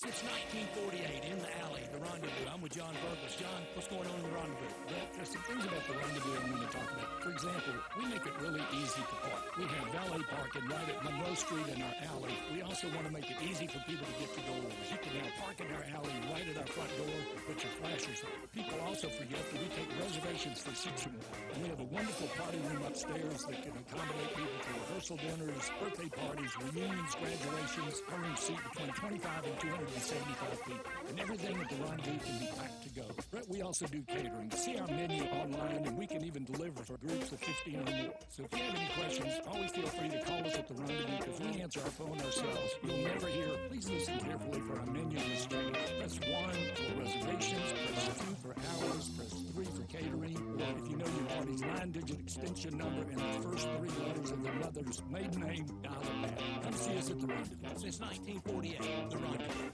This Rebel Young is back. The Rebel Young online radio show is back on WHBQ Sports 56 and 98.5 FM. Every Monday night at 6, hear the latest news on your Ole Miss Rebels with Nancy Porter with 24/7 Sports. Your Ole Miss defensive tackle Mike Fitzsimmons, Gordon Ford covering SEC sports film, and former Ole Miss baseball announcer Gary Garvey from kickoff to first run to extra innings. Your Ole Miss Sports on the Rebel Young Online Show right here Monday night at 6 on Sports 56 live 6 a.m. and 98.5 FM. Your Mid-South Sports Station. This traffic report brought to you by Triangle Meat Company, feeding Memphis since 1967. Open 8 to 5, Monday through Friday, 4790 Summer Avenue. Trust Triangle Meat Company. Sports 56 traffic. Good morning. I'm looking live at this crash out here on Bill Morris Parkway 385. It's up against the wall at Kirby. That's really slowing down that traffic flow right now. It's arriving through that area coming in from Collierville. Again, that's Bill Morris Parkway coming inbound right there near Kirby as traffic tries to get a little bit heavier over here on 40 westbound at Germantown Parkway. Hey, dandelions, crabgrass, any of this sound familiar out in your yard? Call Lawn Solutions today. These guys will take care of you. They are affordable. Lawn Solutions, 867-5626. I'm Commander Chuck with your on-time traffic.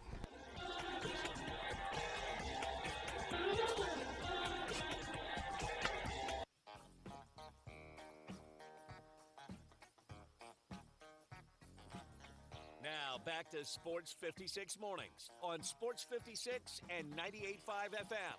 This hour is brought to you by James Gaddis Jewelers. Don't you just love it? Here once again, Greg Gaston and Eli Savoy. Welcome back, everyone. 8:31 the time.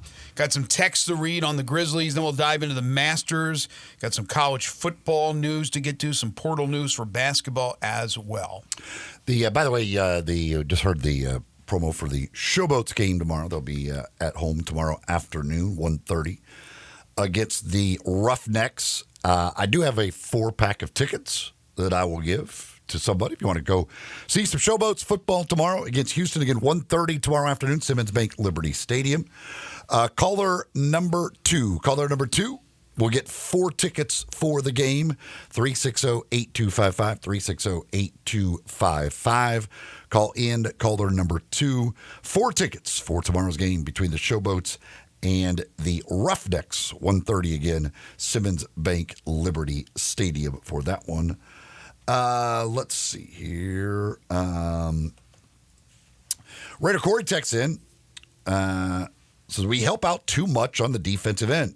Know who the shooters are and don't leave them wide open. If our perimeter defense is lacking speed and or quickness, that needs to be addressed in the draft via trades or whatever. It's been a problem for a while now. Yeah, it has. We have our winner, by the way. We have our winner of the tickets. But, yeah, that help defense has really gotten them into trouble. They just swing it, get an open shot, whoever they're playing. Yeah, again, I don't know, and I don't part of it is the philosophy of their defense, which they need to change. Right. But yeah, I mean, they give up the most wide open threes.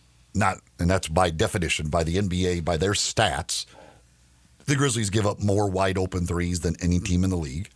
And yeah, it's something that they have got to figure out to be better defensively around the perimeter. Their individual parts are better than their team effort defensively, because Edie, blocking shots, altering shots, rebounding the basketball. Jaren Jackson Jr. is a Defensive Player of the Year candidate. He's not going to win. Now, when Wells was in there, he was doing a really good job, but Vince Williams will replace him. He's known as a 3-and-D guy.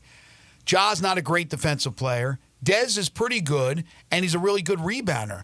So, the sum of the parts, you would think, put together would make them a really good defensive team. That's why I think it is maybe more philosophy than it is actually the ability of those players to play defense. Dave, it says no veteran leadership, no playoff experience, atrocious defense, unserious organization. Turned the game off after the 15-0 run in the third. The NBA hates us, and we're stoking that fire. Okay. Veteran leadership, yeah, they're certainly not. I mean, depending on what, I mean, they're, because even their veterans are still very young. As far as that goes, again, that's where, I would have loved to have had Marcus Smart still on the team. Plus, they don't have winning history in the postseason. Those guys. Playoff experience. Well, there is playoff experience. I mean, these guys have been in the playoffs, but not successful. They've won a series, which is more than a lot of these teams can say. One series. Atrocious defense, yes. Unserious organization. I don't know what that means. I think that means, and I can't speak for the person, but I'm guessing that they're not really. You hear rumors that maybe they were interested in trying to get Butler or whatever, but were they? I mean, are they really interested in going into the luxury tax, spending the money it takes to bring in the needs or the pieces they need to make? Yes, they are. They've got 2 max players. They're serious. And they're going to have a third probably on a supermax. But there's nothing about that unserious. Yeah, but they're also their backs are against the wall. They got to pay those guys. They're the guys they got in the draft. You got to pay them. They're the best players you have. You got to pay. Well, they don't have to. They can let them walk away. They can let them walk away, but they're not going to. If you were unserious, you could walk. You say we're not going to pay the guys. Then you're. That's a joke. Then if that happened, I mean, you got your players in the draft. It's hard to get them as a free agent in free agency. Exactly. They're doing what they have to do. And if they're good, you pay them. Yeah, but every team does. Every team pays players. It's just who's willing to make a big trade. The Mavericks just traded the face of the franchise because they didn't want to pay him a supermax. And the Grizzlies are probably going to pay Jaren Jackson Jr. a supermax this offseason. That was a disaster. I don't know what the ownership in Dallas took over for Mark Cuban.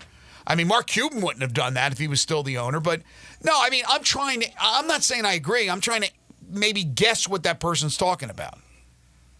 And that's what I would say.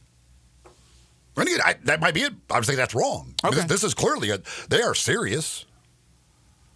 But they're never going to go on the tax. They shouldn't. It would Small market. It would be dumb business. How about if it gets you to the championship games, or at least a real solid, legitimate chance every year to get to the championship games? Do you spend money to put you in a tax situation? Robert Perry's got some money. If you guarantee them that they're going to go to the NBA Finals if they win into the tax, then maybe they would do it. Nothing's guaranteed, but it's never up, never in. I mean, he's got the money. He's one of the richest owners there is in sports. Again, after this season, they're probably going to have 2 max contracts and 1 super max contract. Find the other teams that have that. Don't tell me they're not serious when they're doing that. Yeah. Plus, what can you afford when you're spending that kind of money to get the supplementary players? I mean, they've done well in the draft. They've gotten lucky a lot with the second round picks, but I don't know. I think it's more philosophy than it is anything. I'll say it again. They lack a killer instinct that some teams have. Certain players have. I'm not saying these players don't want to win, but there's just something that's not there. And it seems like it starts to dissipate the longer the season progresses, going right into the postseason. And if there's no more injuries, they'll still use the Clark and Wells injuries as excuses. And there's no excuses now. You were in second place for a long time this year. Now you're going to be in the play-in more than likely.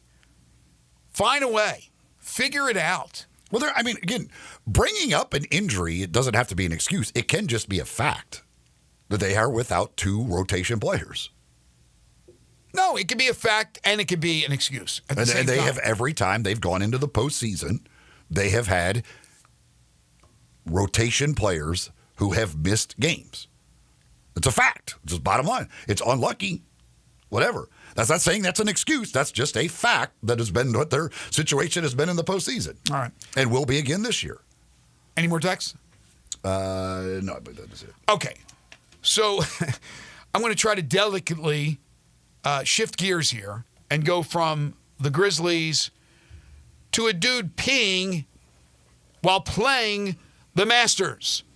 If you haven't seen, you don't really need to see it, but if you haven't heard about this story, amateur Jose Luis Ballester, who went to college in the United States at Arizona State. Is he American? Or is he from another country and just went to school here? He is. I'm not sure where he is from. He's not married. He is from Spain. It might be Spain. I believe it's Ballester. Ballester. Okay.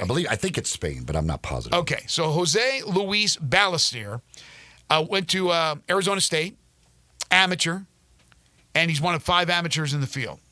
Okay, great. He deserves to be there. He earned his way. And so on the 13th hole yesterday in round 1, he had to relieve himself.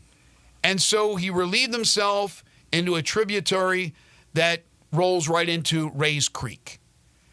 And Justin Thomas was playing alongside, and he was looking for his ball. He said he had to go. He did not go at the Porta-Johns. And let me tell you something. It's like 5-star Porta-Johns, what they have for the players there. You don't even see them. They're hidden. That's the problem. He didn't realize they were there. He probably didn't realize it was there. He forgot that there was there because he probably didn't see it. But Mother Nature calls. Anybody who's played golf, dudes especially, you've relieved yourself on the course somewhere. You have, if you're being honest, right? But he did that where patrons could actually see him doing it. And now it's become a huge story. I think it's ridiculous that he did it. You say no. When you got to go, you got to go. Yeah, great. It would have been better if he would have remembered that there were bathrooms there and went in there, but he was in a situation where he's got to go.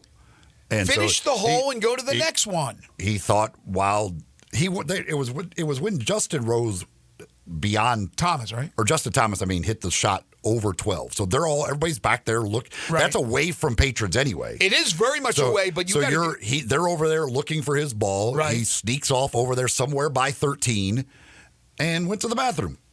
He thought that people, I don't know if thought they probably couldn't see him. What certainly wouldn't notice him because everybody's watching Justin Thomas look for his golf ball and everybody's focused over there. Nothing's happening over here. I could just sneak off. I could get this done and nobody's going to know. And then the crowd cheered for him. So they obviously saw him and noticed it. And whatever. You got to go. You got to go. He didn't realize there was a bathroom there. I have no problem with it. He could have went a little bit deeper into where the woods is and nobody saw him. But John Varlas, who was on with us as he is every Friday, said it's sacrilegious. That's a cathedral right there. You do not pee on the grounds of Augusta National. Well, when the other option is peeing your pants, I'm going to pee on the grounds of Augusta National. But could he have not held out until the 14th tee where, again, there are these bathrooms you can't see? Now, he could ask, where's the restroom? And they could show him where it is and tell him where it is. I don't know. I got mixed emotions on this because I'm not going to sit here and lie and say I haven't peed on a golf course. I'm going to guess that playing the entire par 5, having to go that bad was not a possibility for him. Fair or foul, ladies and gentlemen? I know it's kind of foul to just relieve yourself, but it's not like he stood there on the 12th tee in front of the patrons and pulled it out. And like he went pulled out a 7-iron. Again, that is probably as far away from the patrons. Yes, it is. It is far as away. You can get. You can't get back there if you're a patron. And he goes off into the woods and does it like Who cares? I know. I'm just it's been made a big deal, just like Ja's situation. Situation's been made a big deal. But fair or foul, ladies and gentlemen. 360-8255. Text in. People were upset about his hat that has the Sun Devils written upside down on it. And again, there's a lot of people that wear these hats now with the script upside down or whatever on it upside down. I don't know why that's more a big deal. money to be made But by it is what it is, so who cares about that? But that's a big deal for some people that, oh my gosh, how dare he come out to the Masters and wear a hat where the name, the words written on it are upside down? Like, first of all, the Masters needs to get over itself with a lot of its stuff to begin with. Oh, dude just hit one. But, I mean, the dude had to go to the bathroom. He went into the woods and went to the bathroom. He didn't realize there was a restroom. But here's the thing. The Masters will never get over themselves. The Masters is different than any other thing in golf. Even different than the other three majors. There's just something about that sacred place. And that's why it's become controversial. I don't think it would. I mean, we'd still hear the story if it wasn't any of the other majors, but my gosh. I mean, it's the Masters. Yes, that's what they are. They wear their green jackets. They have their elite exclusive club, and they are better than you are. I mean, you know, that's what they feel. They are better than us, pulpers. And the pulpers? That's not the word. Pulpers. What's the word? Poppers? Paupers? But pulpers. Pulpers. Well, I'm mispronouncing it. Orange juice pulp. No, I didn't say pulp, P-U-L-P. But anyway. And for him, too, like, to have an emergency situation when you're playing with Scotty Scheffler and Justin Thomas doesn't help because you have the patrons who are out there are paying a lot of attention to that group. So probably a little harder for him to sneak off than if he had been playing with two other amateurs or two other no-name guys. I mean, he's probably got one of the two or three biggest galleries out there following that group. That's true. A little harder for him to sneak away and do it. But Paupers, by the way, and I think I said it. But anyway. I have no problem whatsoever with the guy doing it. Do you ask those two guys? Do you say anything? I mean, Justin Thomas is busy looking for his ball. I don't know what Scheffler was doing at that point, but you say, hey, guys, I got to go to the bathroom. Is there something around here? And they might have said, hey, just go there. Or go in the woods or something. I don't know if you do that or not. But I can't imagine that it's encouraged. If you got to go to the bathroom, go on the course. Go in the Rays Creek. At the Masters, I can't imagine. I would think that's frowned upon, and that's why we got these stories that we have. But again, if you want to text in, fair or foul? Is it okay if you're a player out there and you got to go and you pee in Rays Creek, for goodness sakes? Let me tell you this. If I ever had the opportunity to play Augusta National, which I never will, but if I did and I had to go, I'm not going to care about peeing in the Rays Creek. I would have no problem if I had to go and there wasn't a restroom around going. I would have been so deep in those woods back there. And behind 13, there's woods. Behind 12, behind 13, like you said, patrons can't even get close to that area. I'd make sure I was in there where and of course, people aren't going to be there when I'm playing, which is never going to happen, like you said. I'm back there making sure that even my playing partners don't know what I'm doing. Keith Texan says, when I was a kid in the 60s, my dad would pull over on the side of the highway. You had to pee with cars flying by, and I've been doing it ever since. I think that happened to me once, too. But you're not playing. You're not at Augusta National. I don't know that I don't know if I've ever done it alongside the road, like with cars flying by me. I don't know. Maybe I guess I probably have at some point. I've probably pulled over and done it.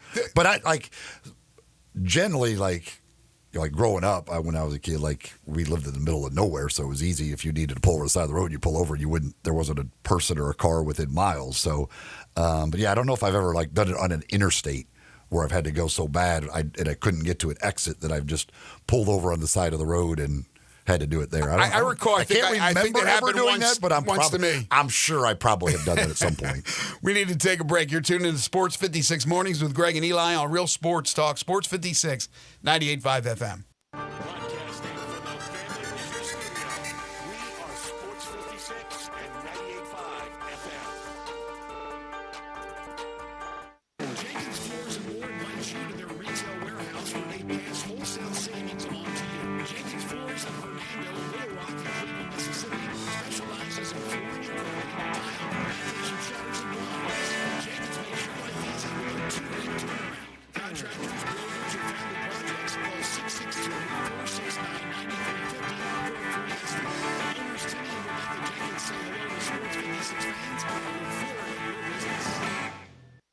celebrating 26 years of Napa Cafe. Hi, I'm Glenda Hastings, owner of Napa Cafe, and I'm inviting you over for dinner. Treat yourself tonight with a delightful dinner of scrumptious combinations, fresh salads, homemade soups, or maybe start with an appetizer, like our baked Dungeness crab dip with manchego cheese, lemon, garlic, and French baguette toast. Drift into one of our fresh seafood dishes, like the caramelized sea scallops with curry beurre blanc, black forbidden rice, and Thai mango salad, or our ancho honey glazed salmon with creamy black bean puree, avocado pico de gallo, and jalapeno crema. Maybe you're looking for something cozy and comforting, like our Duroc pork chop with apple brandy demi-glaze and blue cheese bacon mashed potatoes. We have something for everyone. Napa Cafe, open Wednesday through Saturday for dinner starting at 5 o'clock. For reservations, visit our website at napacafe.com. Come join us as we celebrate 26 years of Napa Cafe. I'd sure love to see you. Hello, sports fans out there. Walker Taylor here with the Germantown and Collierville Commissary. We just celebrated our 43rd year in business, and I would like to thank our fantastic customers and especially our loyal staff. Time has flown by. We now have a second location, Poplar and Houston Levy in Collierville. Catering is a specialty of ours. 50 to 5,000, no job too small, no job too big. Full service or self-service. We also have a party room in Collierville that is great for rehearsal dinners, business meetings, you name it, we'd love to have you. Also, our barbecue party packs start at $8.75 a person. Barbecue, beans, slaw, bun sauce, including serving utensils. Especially great for tailgating with football season coming up. Commissary restaurants also believe in giving back to the community. Possibly you have been approached by somebody selling a barbecue six-pack coupon for fundraising. Cheerleading groups, church groups, anything to help a worthy cause. Holidays are near. Smoked hams and smoked turkeys will be on the pit before you know it. Come see us at Germantown and Collierville Commissary. Also check us out at commissarybarbecue.com. Case IH is a proud supporter of the Mississippi Farm Bureau, and thanks to a membership benefits partnership, Mississippi Farm Bureau members receive a discount of up to $500 on every qualifying Case IH tractor and piece of equipment you purchase. This discount may be used with other promotions, rebates, or offers. So join Mid-South Ag Equipment and the Mississippi Farm Bureau and pocket up to $500 in savings. Call Mid-South Ag at 662-890-3141 to get your discount today.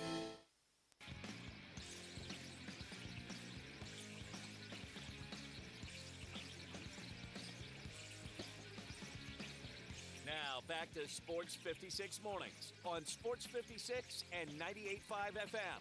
This hour is brought to you by James Gaddis Jewelers. To reveal the full spectrum of dazzling color. Here once again, Greg Gaston and Eli Savoy. All right, at the Masters, also known as the Urination Open, round 2 underway, and Justin Rose has another birdie. So he's 1 under through 3. After his 7 under 65 yesterday, he's now 8 under. He's 4 clear of the field. Let's remember, Justin Rose has been very, very close in the past. He's been a first-round leader or co-leader 5 times in his 20 appearances at the Masters. It's a record. Yet I didn't Although he even never think wins. about him. Yeah, I didn't even think about him when putting picks together with my friends. But Rosie off to a great start.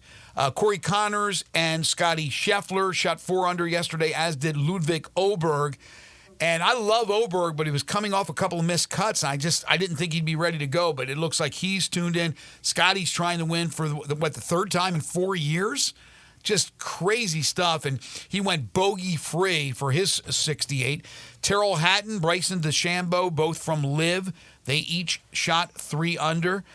Some pretty cool highlights yesterday, but all eyes were on Rory McIlroy trying to finally win a green jacket, break through, and win a Grand Slam for a career, which, hasn't been done a million times. It's something to be accomplished, and he's been trying hard to get that Masters, but it seems like something always takes him down. I mean, usually something he's done, and in this case, yesterday, he was cruising along, he looked good, and then proceeded to double 15 and 17, and what could have been a 67 or 68 ends up with an even round 72. He got caught on 15. We saw Patrick Cantlay on 15 on their chips past the hole, going back to the hole, would hit it, and it would be hit too hard, and then it would roll down the shaven hill into the water, and Cantlay ended up getting an 8 on that hole. So we've seen some really, really good players run into problems, as players do throughout the years at Augusta National. Yeah, 15. That's just it's brutal. I mean, that if it's hard to hold the green if you're going for it in 2, which most of those guys are. That green gets so firm, it's easy to have it bounce over the green, and then that little pitch shot back is just an absolute brutal thing. If it gets any momentum at all going down the hill and gets to past that hole location, it's gone. And I'm sure, like a guy like Rory, he's just got to know on that third shot, like, you cannot let that happen. Like, as they kept saying, you got to land it in the fringe. Like, ball's got to land in the fringe. You've got to take all the speed off of it. You cannot do that. And for him, after a perfect drive on a par 5 where he's got to iron into the green to make a double bogey, is just crazy. And then it was a mess, messy up around the green on 17 as well. So just 2 terrible holes coming in for him after it looked like, because I don't know how many straight years now he hasn't been able to break 70 in the opening round at the Masters, and it looked like, this is easily going to break 70, and then nope, 2 double bogeys, and here we go. I mean, the guy's sitting 4 under, middle of the fairway on number 15, and ends up shooting even par. That's just crazy. In the meantime, 65-year-old Fred Couples becomes the second oldest player to break par at the Masters. He shoots a 1 under 71. The only player older was Tom Watson, who was only 1 month older than Fred Couples. That was back in 2015 when he also shot a 71. Looks like right now, because of Rose, I guess, being 8 under, the projected cuts +2, 10 strokes. I don't know if they still use the 10 Well, I'm looking at projected cuts +2. It may just be the numbers above and behind, but I thought they used the 10-stroke rule, but maybe they don't. But right now, the projected cut is +2, and Justin Rose is sitting at -8. Again, 1 under through 3. But it's scary, man. Scotty Scheffler, if you guys are Scheffler fans, you got to be really excited that he may actually do it again 3 and 4 years. It was a stress-free round again. I mean, he made a couple of long putts, the 160-something footer, but he didn't birdie either one of the par 5s on the back, and still shot 4 under. Just really kind of felt like he was in cruise control most of the day. Like it looks effortless at time for him. He missed. He made the 2 long putts, but the birdie putt on 13 was a little. He certainly would be one that you think he would probably make. Mm-hmm. Had a chance there on 18 as well, and didn't make it. But yeah, he looks like he's on his game, and when he's on his game, he is really hard to beat. And I don't know how much we'll see what Justin Rose does today and what the weather does the rest of the day. I don't know if the winds are supposed to pick up at all or what the situation is, but Rose has certainly put himself in this position many times at the Masters and has not been able to finish the deal. Whereas Scotty Scheffler never leads after the first round and tends to finish the deal pretty well. All right, when we come back, we open up Hour 3 with 10 in a row, the game show that has swept the nation, give you a chance to win a great prize package. I will tell you it will be a Masters question. And then we got some NFL breaking news to get to, college football news as well, what's happening with Nico up on the hill in Knoxville, some Major League Baseball news to get to, news involving the University of Memphis, also recruiting news as well with the Memphis Tigers and who's going to be in this weekend to pay visits to Penny Hardaway and the University of Memphis basketball program. That's all coming up in hour number 3. You're tuned in to Sports 56 Mornings with Greg and Eli on Real Sports Talk, Sports 56 and 98.5 FM.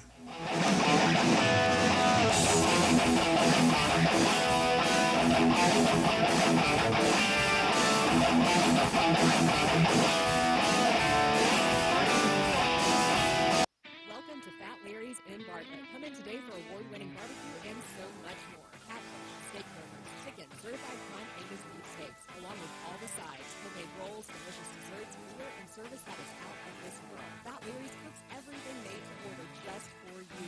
Dine in or order online at fatlarrys.com. We're the best barbecue, southern cooking, and friendly atmosphere in town. Family owned and proud of it. Fat Larry's, conveniently located at 7537 Highway 7, just west of Appleton.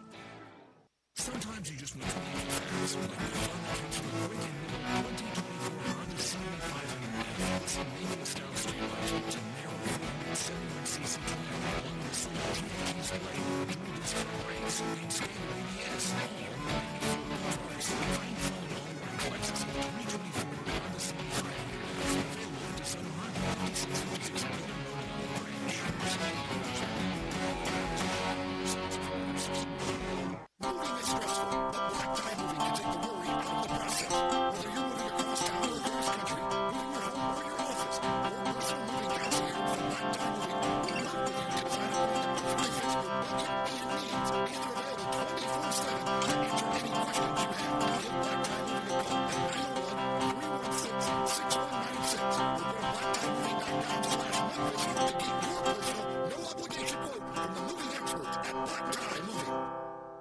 Andy Wise here. I'm an actual customer of Pella Windows and Doors of Memphis in the Mid-South. I was so impressed, I endorsed Pella as the standard in affordable luxury. And now, Pella's even more affordable. 12 months, no interest, no payments, plus 50% off installation. Mention you heard this on the radio and get another $500 off. I'm telling you, as your consumer investigator, as their customer, make the wise choice of Pella Windows and Doors of Memphis in the Mid-South. This traffic brought to you by Brinson Tax Service. They protect you like family. Sports 56 traffic. Good morning. Wrapping up this wreck out here on Billmore's Parkway westbound at Kirby. At one point, you had traffic a little bit slow coming in from Collierville. Again, that's 385 inbound. Billmore's Parkway there at Kirby. It's trying to pick up in certain sections of the Midtown area with some volume on 240 North up by Lamar. Weimer's Jewelry, your diamond engagement ring headquarters. Go see them this weekend. Shop local. Save a lot of money at Weimer's Jewelry on Highway 64. I'm Commander Chuck with your on-time traffic.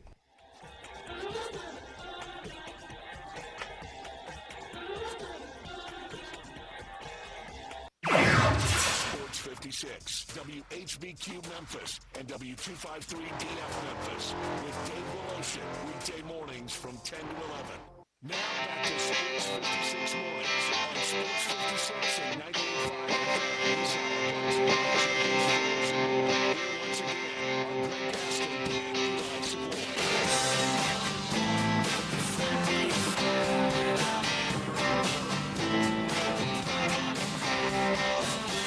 Welcome back, everyone. 9:01 the time.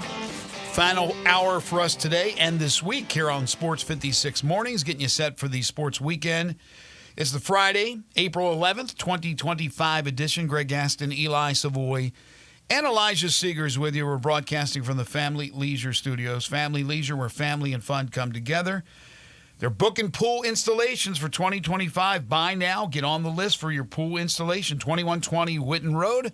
That's just north of I-40. Currently 58 degrees, not quite pool weather yet. 67 for your high today with mostly sunny skies. May see a little bit of clouds. And then tonight, mostly clear, low of 42. The weekend looks spectacular. Sunny on Saturday with a high of 69. Sunday, sunny with a high of 82 degrees. It is time for 10 in a row. Not 5, not 6, not 7, not 8, not 9, but 10 in a row. Jump on the Sissy's Log Cabin listener lines right now if you'd like to participate at 901-360-8255. It's the game show that has swept the nation. It's 10 in a row, and it's brought to you each and every week by our friends at Napa Cafe. Napa Cafe, 27 years they've been now serving up great food over in East Memphis at 5101 Sanderlin is where you'll find them. You can also find them online, napacafe.com, where you can make reservations and check out the menu for Napa Cafe, whether it's a special night out celebrating a great special occasion, Maybe you want to check out the private wine cellar, or just looking for a great meal and going out and having a good time with friends. Well, Napa Cafe is a great place to go. Again, 5101 Sanderland is the address. They're open for dinner Wednesday through Saturday, starting at 5 o'clock. Again, you can make those reservations at napacafe.com. If you want to take some of that delicious Napa Cafe food home with you, you can do that as well. The entire menu available for curbside pickup. So sit back, relax, enjoy, celebrate, whatever, with the folks at Napa Cafe. And the winner of 10 in a row will get a $50 gift certificate to Napa Cafe, along with $25 to East Coast Wings and Grill, $25 to Putt Putt Golf and Games, and a couple of Malco movie passes. All right, great prize package for you. 901-360-8255. Here's the question. Masters winners who are still alive and have won at least 2 green jackets. Masters winners who are still alive and have won at least 2 green jackets. So again, if they won 2 but they're dead, that's a no. If they won 1 or less, it's a no. Masters winners who are still alive and have won at least 2 green jackets. That would be a yes. 360-8255. That's 901-360-8255. All right. First up will be Stephen. Hello, Stephen. Steve-O? Good morning. Good morning. Masters winners who are still alive and have won at least 2 green jackets. Dustin Johnson. No. Nick Faldo. Yes. Larry Mize. Yes. 360-8255. Who's next? Next up is Jason. Hey, Jason. Hey, Jason. Good morning, guys. Good morning. Masters winners who are still alive and have won at least 2 green jackets. Bubba Watson. Yes. Adam Scott. No. Gary Player. Yes. John Rahm. No. Jose Maria Olazabal. Yes. Ben Crenshaw. No. 360-8255. Next. Next up is George. Hey, George. Hello, George. Let's try it. Dustin Johnson. Justin's a no. Nick Faldo. He's a yes. Larry Mize. He's a no. Tom Watson. He's a yes. Fred Couples. He's a no. Craig Statler. He's a no. Arnold Palmer. He's a no. Phil Mickelson. He's a yes. Zach Johnson. Zach Johnson's a no. Seve Ballesteros. He is a no. George knows his golf. He's a winner. Congratulations, George. George, congratulations, sir. Hold on. Elijah will let you know how to get your prizes. Going to give Dan a chance? Second chance opportunity? What the heck? Let's give Dan a chance, I'll give Dan a chance. Hey, Dan. What's happening, Dan? All right, let's see, Dan, if you can win the second chance opportunity. Masters winners who are still alive and have won at least 2 green jackets. Bubba Watson. No. Bubba's still alive, isn't he? And he's won 2. He's playing. So the rest of the list, we got to Adam Scott, which is a no. Gary Player's a yes. John Rahm's a no.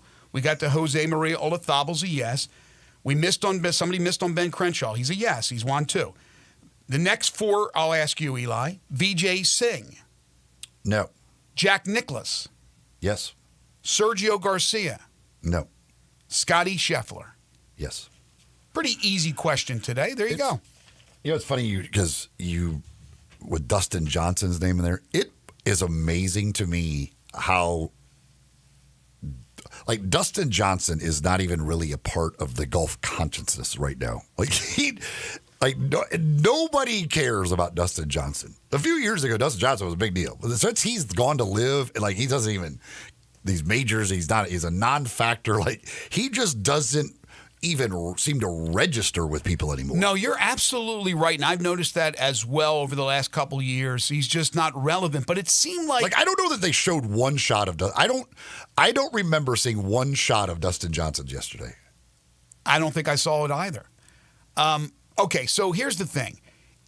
Even when he was on the PGA Tour and you knew that every major he could be a factor, it's just, it seemed like Dustin Johnson. I don't know the guy from Adam, except for interviews we did here when he was in Memphis and had a lot of success.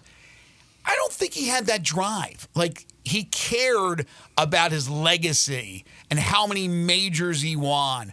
I mean, he's living the good life with Paulina. I don't know if that for a fact, but it just didn't seem that way. Whereas DeChambeau, you could tell he's driven. He wants to win majors. He wants to win a ton of them, and he's a live guy too. So just because you go to live doesn't mean you disappear. Bryson DeChambeau's in the consciousness of every golf fan out there. They know who he is, but some do go there and disappear. You know, Koepka is still relevant because he's done so well in majors. He's always going to be one of the picks, or at least up there. But he's taken a little bit of a downturn as far as relevancy. Now you have the older guys who have had a lot of success. Not that they're ancient, but Bubba with the 2 green jackets. Again, you're talking Bubba today because he's there and he's won. But some of these older guys like Ian Poulter and Lee Westwood who've had success on the PGA Tour, they took the money. It was a smart move. But with other guys, they took the money, and I wonder if they're second-guessing themselves. I don't think DJ is, but a guy like John Rahm may be. And that's the last thing Rahm wants is to fall out of relevancy. So there's some interesting names. You know, there's guys like Cameron Smith, who wasn't the biggest name when he was on the PGA Tour, but I think a very good golfer. Terrell Hatton, who had a good round yesterday. But I think you're right, Eli. I think that's the one that's the most shocking of where DJ was and where he is now and the perception of who he is as a golfer. Yeah, I mean, again, I assume Dustin's probably not working on his game a ton. Again, he is. There was a stretch there where he was a factor in just about every major. Like, you knew he was going to be. He had a chance to win it, and was probably going to be in the running come Sunday. And now, I actually didn't realize he tied for 10th at the U.S. Open in 2023, which I don't really remember him being that. I don't know how far back he was. But last year, his best finish in a major was tied for 31st, missed 2 of the cuts. He's missed, other than that top 10 in 2023, he had a tie for 48th, a tie for 55th, and a missed cut. Like, he just is not really a factor at all in majors anymore. In the Masters alone, he went through a stretch. He went tied for 6th, tied for 4th, tied for 10th, tied for 2nd, and then won. And since then, missed cut, tie for 12th, tie for 48th, missed cut. I mean, he's a good old country boy. I think he's just kicking back and smoking a little Kentucky bluegrass and enjoying life with Paulina. And there's nothing wrong with that, right? He's had a lot of success, but I don't think he's driven. I don't fault him for it. I don't fault him. No, I'm not faulting him at all. He did what a lot of people would do. He took a bunch of money and he's like, I've always said it. Dustin Johnson doesn't play golf because he loves to play golf. Dustin Johnson plays golf because he's really good at it and he can make a lot of money doing it. And once he got all the money, he didn't really care about it anymore. Yeah, that's what I'm saying. He's not driven. He's as skilled as anybody out there. DeChambeau is a guy who basically made his game in a lab, but he cares. I mean, that guy really, really cares about winning. It's very, very important to him. And John Rahm, I think, is starting to feel the pressure of he needs to perform well in these majors because he's not getting that exposure. Even though they had great crowds in Miami for the LIV event last week, but he's not probably getting what he thought he would get. Koepka's come out and said that he thought it would be a little bit different. But when you have that money thrown out in front of you, you're going to jump at it most of the time because you're set for life after that first initial contract. All right, switching gears to Memphis Tigers basketball. Here's the latest as far as recruiting is concerned, and it has been right now a real tough go for Coach Penny Hardaway and company. And again, I don't know the reasons why. Is it that they're waiting for PJ? Maybe they're not as hot for a certain player as it's reported. Maybe they're lukewarm on a few of these guys, but they have been in the mix for some. And other than Quante Berry from Temple, they have decided to go elsewhere. So Parthu Pajai joins us on Thursday, confirming yesterday that this weekend's going to be a busy one for Memphis, that both Zachary Davis from South Carolina and Julius Thedford from Western Kentucky, who is a Memphis native, will be on campus together. Also yesterday, it was reported by Hitman Hoops that 7-foot center Arizona State's Sean Phillips Jr. had a Zoom call with Memphis yesterday. And North Alabama transfer guard Jakari Lane is planning on a visit to Memphis. Again, North Alabama, you just look at that and you go, I'm not going to do somersaults over that.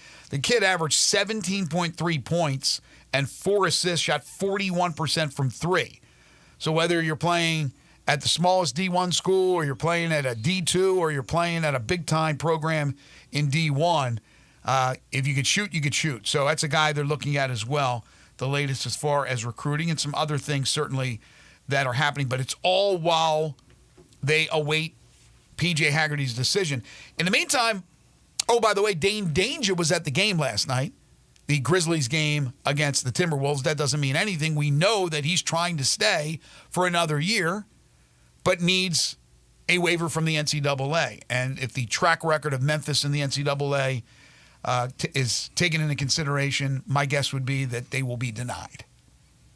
Denied at the rim. Well, also every one of these cases, the NCAA, like the people who asked for the waiver he's asking for basically have never gotten it. Right, that specific waiver. But waivers, they're kind of throwing them out like candy now. It seems like a lot of waivers, but that specific one, you're absolutely right. Also from the Tigers basketball topic, the John Rothstein report yesterday that UNLV and their new coach, Josh Pastner, former Memphis Tigers head coach, they will play in Memphis. We knew they were playing in Memphis as part of their home-and-home deal. Memphis went out to Vegas this past season, but they will play, according to John Rothstein, on November 16th, which is a Sunday.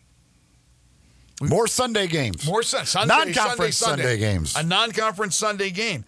But so I guess the way it's done is Memphis has to set up their non-conference schedule, and then the Grizzlies hand in those dates that can't be used for their games before the NBA comes out with their schedule. Is that how it works? Yeah, the Grizzlies give the NBA dates, like block dates. It's concerts already set up. For whatever reason. So the Tigers first completing their schedule before the Grizzlies give that information to the NBA schedule makers, and then they release the NBA schedule. Okay, so there you go. That's from the NBA. Also, Sean says Danger was pulling for the Timberwolves last night because he's from Minnesota. I don't know. I didn't see him at the games. I don't know. I wasn't at the game. I didn't see him. He doesn't have to have. I don't know who he was pulling for. Yeah, he doesn't have to have any alliance to the Grizzlies. I don't care. From Major League Baseball, officials reportedly are considering a salary cap and a floor ahead of the CBA negotiations, which are coming up. Too little, too late. Well, when it comes to the Dodgers, it'll lead to a work stoppage. They will never. I don't believe they'll ever be able to agree now. It's way too far down the road, I think, for them. It would be great, but I think it would have been something they needed to do years ago. I would, with the history of labor relations in Major League Baseball, I would not ever expect them to be able to figure that out without a work stoppage. Does their current contract wrap up after this season? I don't know. I'm not sure when the. Do you know that, Elijah? If the CBA runs out after 2025, if you can find that information, because wouldn't you want to see that in Major League Baseball? A floor, absolutely. So the Pirates of the world and other teams have to spend a certain amount of money and then have a cap. So the Dodgers can't spend $5 billion a year on players. What do you got? It expires on December 1st, 2026. So they got one more year after this season. That's enough time. If you sit down at the table right now and start negotiating, I think it would benefit Major League Baseball overall to have a salary cap. It would, and most people would love it, but the players wouldn't. Right. They want to make as much money as they can, but they're making astronomical amounts of money right now. Exactly. With no cap. Well, it's great life. Yeah, but, for teams to be able to spend at will, like the Dodgers and the Yankees and the Mets, now it doesn't mean automatically they're going to win it all. Last year it did work out for the LA Dodgers. We'll see about this year. But again, you don't want to have more separation between the haves and the have-nots. And we talk about that all the time in collegiate sports. So, yeah, it might be tough to put that genie back in the bottle, but it would all depend on what types of money we're talking about for a salary cap. All the players under contract now would be grandfathered in, the high salaried contracts like Juan Soto's and others. But I'll be interested to see. But they need to start at the bargaining table right now. They would need to there would have to be some big time things that Major League Baseball could give the players, right? And I just don't know what that would be. I have no clue. I mean, how about embroidered hats? Would they take that? Major League Baseball has to get the new TV deal, all of these things. Like I would be shocked if they were able to get that without a work stoppage. Again, there would absolutely, I think they would miss time to try and get a salary cap in place. Well, don't people in the know feel that there is going to be a work stoppage? The history tells you we've had a number of those over the years that we will have a work stoppage. We'll see. Jenkins Floors and More, third-hour sponsor of Sports 56 Mornings. Look, if you are looking for new flooring, new carpeting for your home, for your business, Jenkins just makes sense. Family-owned and operated. They sell wholesale. So they skip the middleman. That's going to save you lots of money in the process. You can go to the big box stores. That's fine. But Jenkins Floors and More, again, locally owned and operated with stores in Horn Lake at 2356 Goodman Road, also in Cleveland, Mississippi, and in Little Rock, Arkansas. The great thing about Jenkins is not only are you getting top-of-the-line material, you're getting it at a discounted price, but also if you want them to install it, Jenkins will do it in a 2-week turnaround. That's their promise to you. They will go to you wherever you are. So, folks, listen. Again, if you need flooring or carpeting, I'm telling you the place. They'll come to you. They'll give you a free estimate. They'll get the job done in a 2-week turnaround. That's their promise to you. Plus, they have the backsplashes for your kitchens and bathrooms, the plantation shutters and blinds, the ceramic and porcelain tiles, the SPC and WPC vinyls. Just simply the best. Great people. Again, that family atmosphere. That's what you get because it is a family with Timmy and Rebecca Jenkins. Now, when you head on over there or you call them, ask about the Sports 56 family discount. Military and first responders, you always get 10% off your total bill. It's Monday through Friday that they're open, so don't try to go there on Sunday.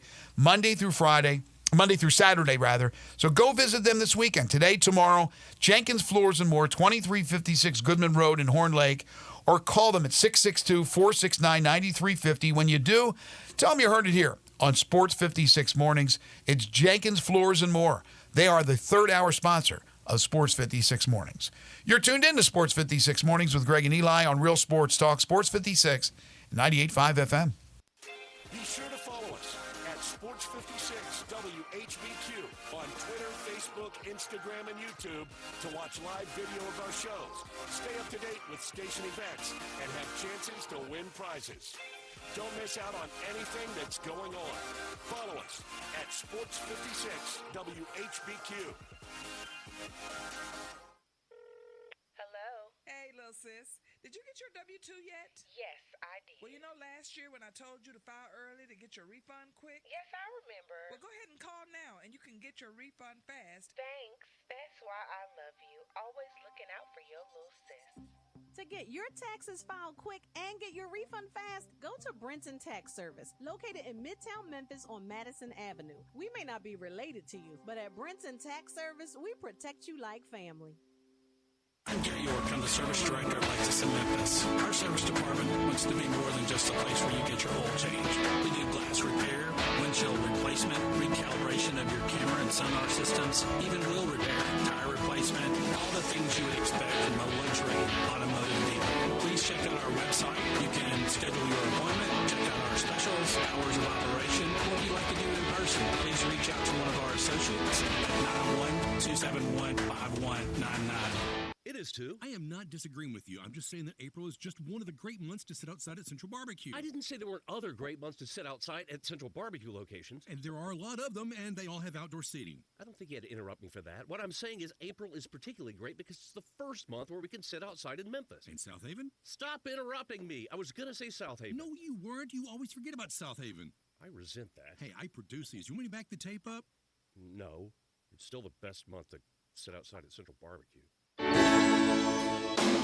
Listen each and every Sunday morning at 11 to join Ottawa Presbyterian Church for worship. Ottawa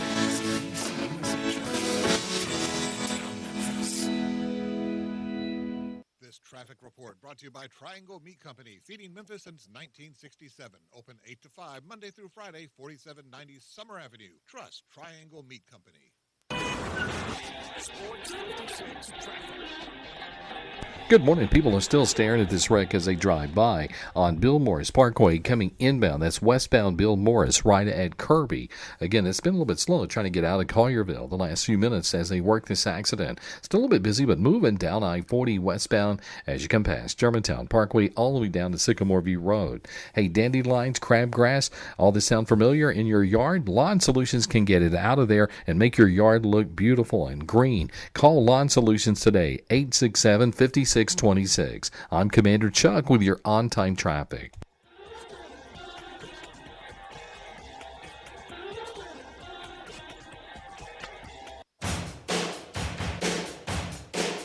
Now back to Sports 56 mornings on Sports 56.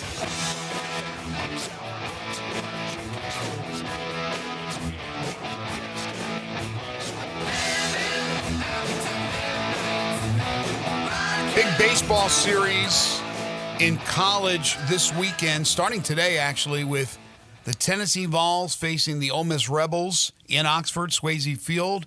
We'll have all three games for you right here on Sports 56, 98.5 FM beginning tonight. 6 o'clock coverage begins for game one of the series, then 3:30 tomorrow, 1:30 on Sunday. Speaking of which, I do have some tickets if anyone wants to head down to Oxford to watch some of the baseball action this weekend. I've got 4 tickets for tonight. Keep track of this, Elijah, by the way. 4 tickets for tonight. We've got 2 for tomorrow and 2 for Sunday.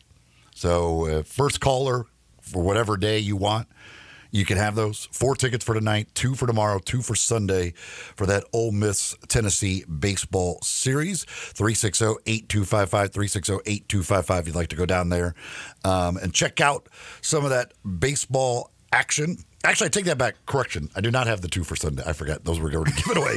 I just remembered that. I have 4 for tonight and 2 for Saturday. I forgot that somebody took the 2 for Sunday. But 4 for tonight, 2 for Saturday if you do want to go down and watch Ole Miss and Tennessee. I think 2 of the 3 games are sellouts. Maybe all 3. I'm sure there is. I'm sure there'll be a lot of Tennessee fans there. I mean, tonight with Hunter Elliott versus Liam Doyle pitching matchup that's as good as it gets. That'll be unbelievable stuff. It looks like it's going to be great weather for the weekend. So, yeah, I would imagine there are going to be some massive, massive crowds. From the NFL, Joe Flacco is headed back to Cleveland. First, it was reported it was a $4 million one-year deal, but Pro Football Talk now says it's a $3 million guaranteed deal. However, there are incentives that can make this thing $13 million if Flacco hits those incentives. So the Browns add a quarterback. I don't know what's going on now with Cleveland. So who else do they have? They picked up the former Steeler first-round pick who was with the Eagles last year. Pickett. They got Pickett, right? So they got Kenny Pickett. Now they have Flacco. Winston's gone. They still have Deshaun Watson, who... Did you hear him yesterday? What he had to say about his future? The guy's played 15 games in 5 years, but he won't even be ready to even throw for a long time. And as far as playing this year, even if they wanted to play him, and I don't know they want to, probably not till late in the season. So Cleveland's obviously trying to shore up the quarterback position, and they bring in the old reliable Joe Flacco. I'm sure Pickett will start unless something else happens with them. They have been a mess at that quarterback position for a long time, a long, long time. From college football, speaking of quarterbacks, the report came out yesterday that the Vols are negotiating a new NIL deal with their quarterback, Nico Iamaleava. So I guess you do a NIL as a one-year deal. Is that what the deal is? That's, I guess so. So everything's a 1 year? Yeah, pretty much. Most of these probably are. And what was the speculation that he was able to haul in last year with his NIL? Remember all the during the reports? recruiting stuff, the talk was that it was a $7 million offer that was out there for him. That was going into college, right? From high school. That was his redshirt freshman year, right? Mm-hmm. So if they are single year NIL deals and he made that kind of money sitting on the bench, I don't know what he made last year then, because you have to think that it was renegotiated last year. This information usually doesn't become public, but it has become public. So there's been a couple of stories written since it was public that they are renegotiating another NIL deal. And if you're Tennessee, which certainly has a team that can make a run at the playoffs and even a natty, you want to keep him in the fold. And now he gets the upper hand. So I don't know what we're talking about financially, but 3 years, assuming they get a deal done, and then he'd be eligible for the draft, even though 1 year was redshirt. Let's say he did really make that kind of money. I mean, you're talking about, I don't know, $15 million over 3 years, something like that? On the bench the first year? Come on, man. That is just crazy.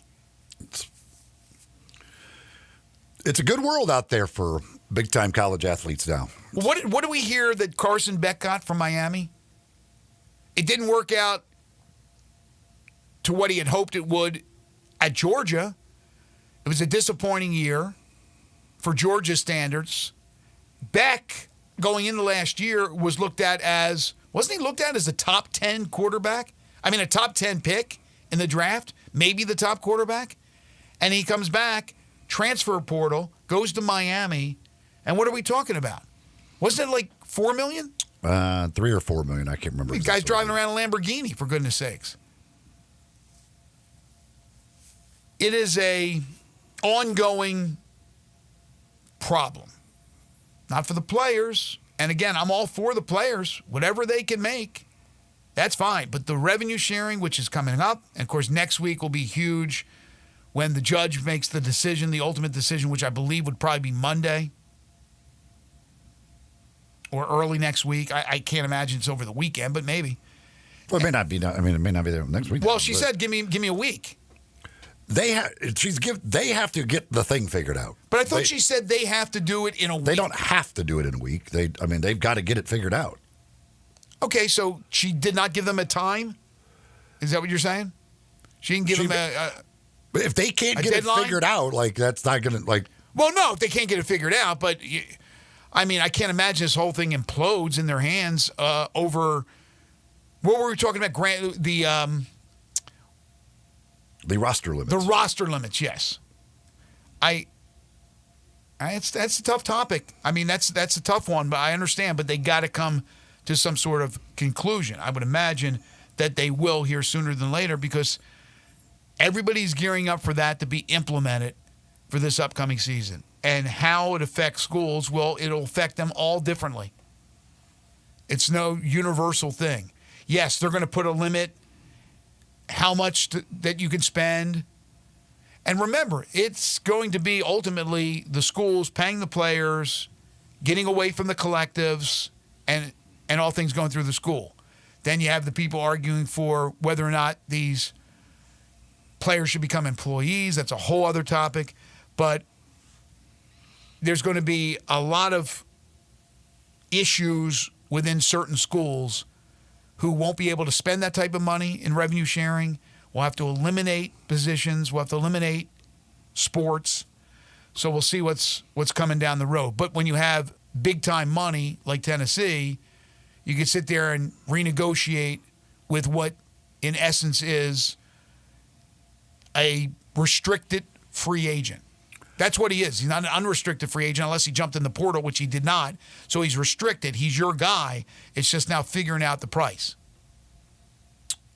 Doug texted on the Sissy's Log Cabin listener says, according to Nico's dad, they are not renegotiating the contract. The rumor was started by On3. Who knows who is telling the truth? Well, here's Alan, who's dialed in on the Sissy's Log Cabin listener lines, and he's dialed into everything Tennessee, so he'll probably have the answer. What's going on, Alan? God, all he's asking for is market price. He's made about $2.3 million a year, and a lot of quarterbacks now are making 3.5 or more, and I'm sure they'll give it to him. But he's not being greedy. He's asking for market price. Okay, so the market price, in your opinion, from what you've heard, is $3.5 million for a quarterback. Yeah, you look and see some of them got the Duke quarterback got something like that.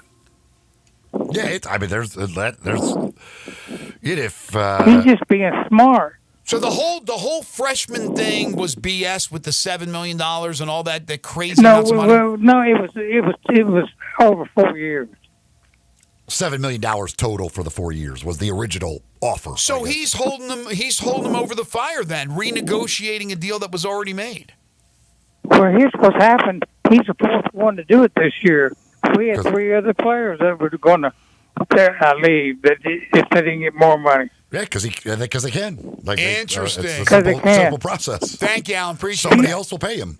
Didn't mean to hang up on you there, Alan. But so again, why not take these incrementally, 1 year at a time? Don't do a multiple year or 3 or 4 year deal. First of all, you know the guy's going 3 years, more than likely, not 4. And if it's going to be a renegotiated contract anyway, what are you doing then? When he was coming in, and he probably didn't realize, and they didn't realize that it was going to get to the point where guys were going to be making $3 or $4 million a year. Yeah, but they offered him, and they had no idea that revenue sharing was going to be in place. So this is a whole different thing now with revenue sharing. Yeah, but revenue sharing will take the place of the collectives, the NIL money. So he said that the 7. Well, there'll still be collectives paying, but now you're putting together a whole package, including revenue sharing. Well, maybe not. So I talked to some people yesterday who told me that some places will be doing away with collectives. You'll have the school's going to be paying. It's all going to come out of the school. Well, no, but there's going to be NIL money on top of the revenue sharing money. Well, not so fast, my friend. That money is going to have to be raised by certain schools. I mean, by schools that elect to get away from the collectives. It's a complicated thing. I talked to somebody in the know about that, and they told me kind of where certain things may be going. It's over my head how much complication there is. But I want to get back to what Alan said. If you're still listening, he confirmed what he said. $7 million. That report, that was $7 million over 4 years coming out of high school. Right? So not quite $2 million a year. That's a lot, though, for a kid who hadn't played one down in college and was redshirted his freshman year. But if you sign that, now you're turning around and going, okay, I have him over the barrel, over the fire. I'm going to renegotiate. I don't know why schools then would sign players to multiple year NIL deals. And I wonder how it'll work with revenue sharing. It'll be year by year by year, I would imagine. Because then once things change like they did or will with revenue sharing, and there'll be nothing as drastic as that, then it makes sense if you go year by year to renegotiate. But in the real world of sports, professional sports, they're all multi-year deals. Well, they're not. I just talked about Joe Flacco, a one-year deal. But most of the time, players who are in their prime are getting multiple-year deals. They're looking for the max money. That's why you see these crazy 20-year contracts in Major League Baseball or 15-year contracts or 10-year contracts in the NBA or thereabouts. So, yeah, they want to get as much money lump sum knowing that, an injury can happen. They want to make sure it's guaranteed as well. So I don't know about these NIL, these deals currently, and then when we go to revenue, is it guaranteed? How about if you get injured, if you're not playing? What if you left the school, you had some issues, mentally, and you just had to get away from the game? Are you still paid? What's the legal ramifications of that? So, there's a lot I'd like to know, and hopefully we'll be able to find out a lot of answers to these questions. Matt Texas says, I saw a report earlier some of these contracts are now going once a month, and that these players think they're going to going to renegotiate at each transfer portal opening. Oh, you guys are, yeah, I'm sure there are some. Anytime in this, if you hear of another player making more money, you're going to use the leverage you have. And again, the leverage that these players have is the ability to go into the portal and leave. So yes, if I see, wait a second, like that guy's making a lot more money than I am, and I'm better than him, I want that money. And if the school says no, you go, okay, well, that's fine. The portal's about to open in a few weeks. I'll go in the portal. And what's the school going to do? They either pay you or they lose you. It's like all these. Because somebody will pay you. It's like all these years of schools and coaches benefiting off the players' blood, sweat, and tears. The players now have them by the cojones and are holding them, like I said, holding them over the fire. If they can renegotiate every time a portal period comes up, they're doing the same thing that coaches have done for years. Coaches have done it for years. Anytime a job comes available, you use that job to get you more money. That's what the players are doing. If you don't want to pay me, fine, I'll leave. Yeah. There's no argument. So the coaches can't complain. This is straight out of the coach's book. Wait, look, get my name in that mix for that job so that they'll pay me more to stay here. That's all it is. Well, it just happened with Chris Beard at Ole Miss, and he's not the only one. It's happened a lot. No, you're right. It's interesting, and I don't know what the demand would be on the open market. Like, I don't know how Penny Hardaway is looked at from his peers, like how he's perceived. But to have a name like that resonates with players, even though it's not as important now with NIL. They want the money more than really the chance to play for a guy who played at the highest level. But you don't hear that with Penny. You never hear about that. About I'm going to be looking at another school, or make sure his agent gets a school that has an open, get that name out there, and then try to renegotiate it for more. He's taken less at times throughout his career with Memphis to make sure that they have money, that they can afford everything they need to for the program. It's getting a lot tougher now with more money demands from the players, but you just never hear that associated with Penny Hardaway. By the way, the texter and Alan, our caller, correct. If you want to read more about Nico's plight, Adam Sparks, friend of the show, has written about that the father did say that they're denying a push to have his NIL renegotiated. Guns, guns, and guns. No, I'm not talking about Ja Morant and his celebrations. Talking about Classic Arms. Hand grenades, hand grenades, hand grenades. Over 700 firearms in stock at Classic Arms. Everything you can imagine, whatever it is that you're looking for, from handguns to rifles, shotguns, old guns, new guns, used guns. Not only do they sell, but they will also buy and they trade. So you can find new and used guns at Classic Arms. All of the top brand names out there that you could possibly imagine, they've got you and them taken care of. They offer the guaranteed lowest price in town. They also do free gun inspections. They do free gun appraisals as well. If it deals with firearms, they do it at Classic Arms. 1740 Germantown Parkway. It's right behind Corky's Barbecue in Cordova. You can shop online 24/7 at classicarmsofmemphis.com. Not only the guns and firearms themselves, but all of the other supplies that you need, from gun safes and cases and ammunition, all of that stuff. They've got it for you. Check them out, Classic Arms, 1740 Germantown Parkway, or online at classicarmsofmemphis.com. All right, one segment to go. We'll talk some Grizz Denver, give you a Masters update when we return. You're tuned in to Sports 56 Mornings with Greg and Eli on Real Sports Talk, Sports 56 and 98.5 FM. We are Real Sports Talk. Sports 56 WHBQ. Available on your radio dial at 560 AM and 98.5 FM, as well as around the world online at at sports56whbq.com. Take us with you everywhere by downloading the Sports 56 app. And at home, just say, Alexa, play Sports 56.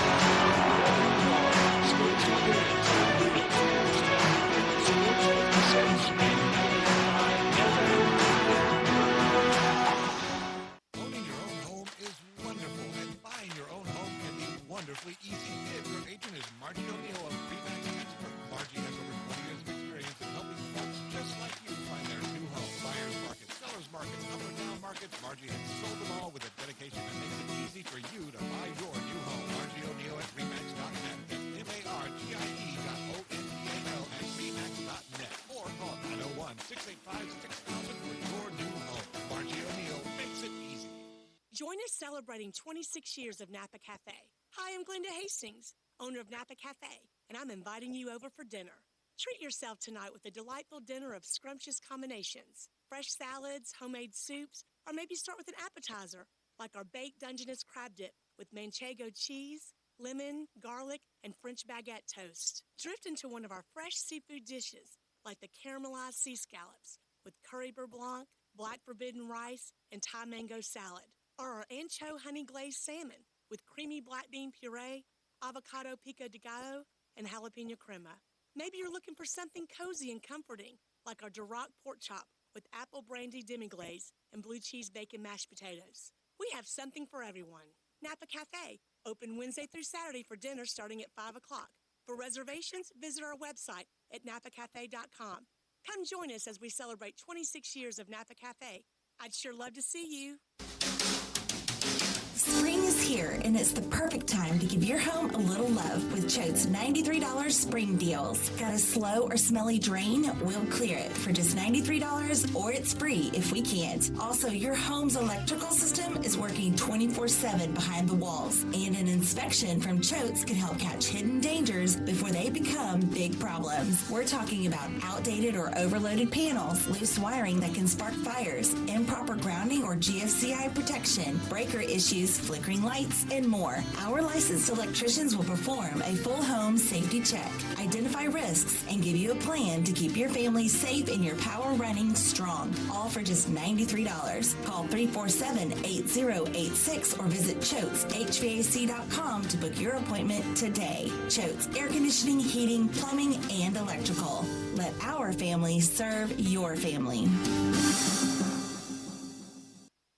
Showboats fans, the boats are back in action with a 1:30 kickoff on Saturday, April 12th at Simmons Bank Liberty Stadium as they take on the Houston Roughnecks in a special Memphis wrestling-themed game, the Showboats Showdown. Come see all the football action of the UFL and enjoy wrestling matches pregame and a special halftime main event. More football, more wrestling, more Showboats. Get your tickets today at UFLShowboats.com. That's UFLShowboats.com. Go Boats!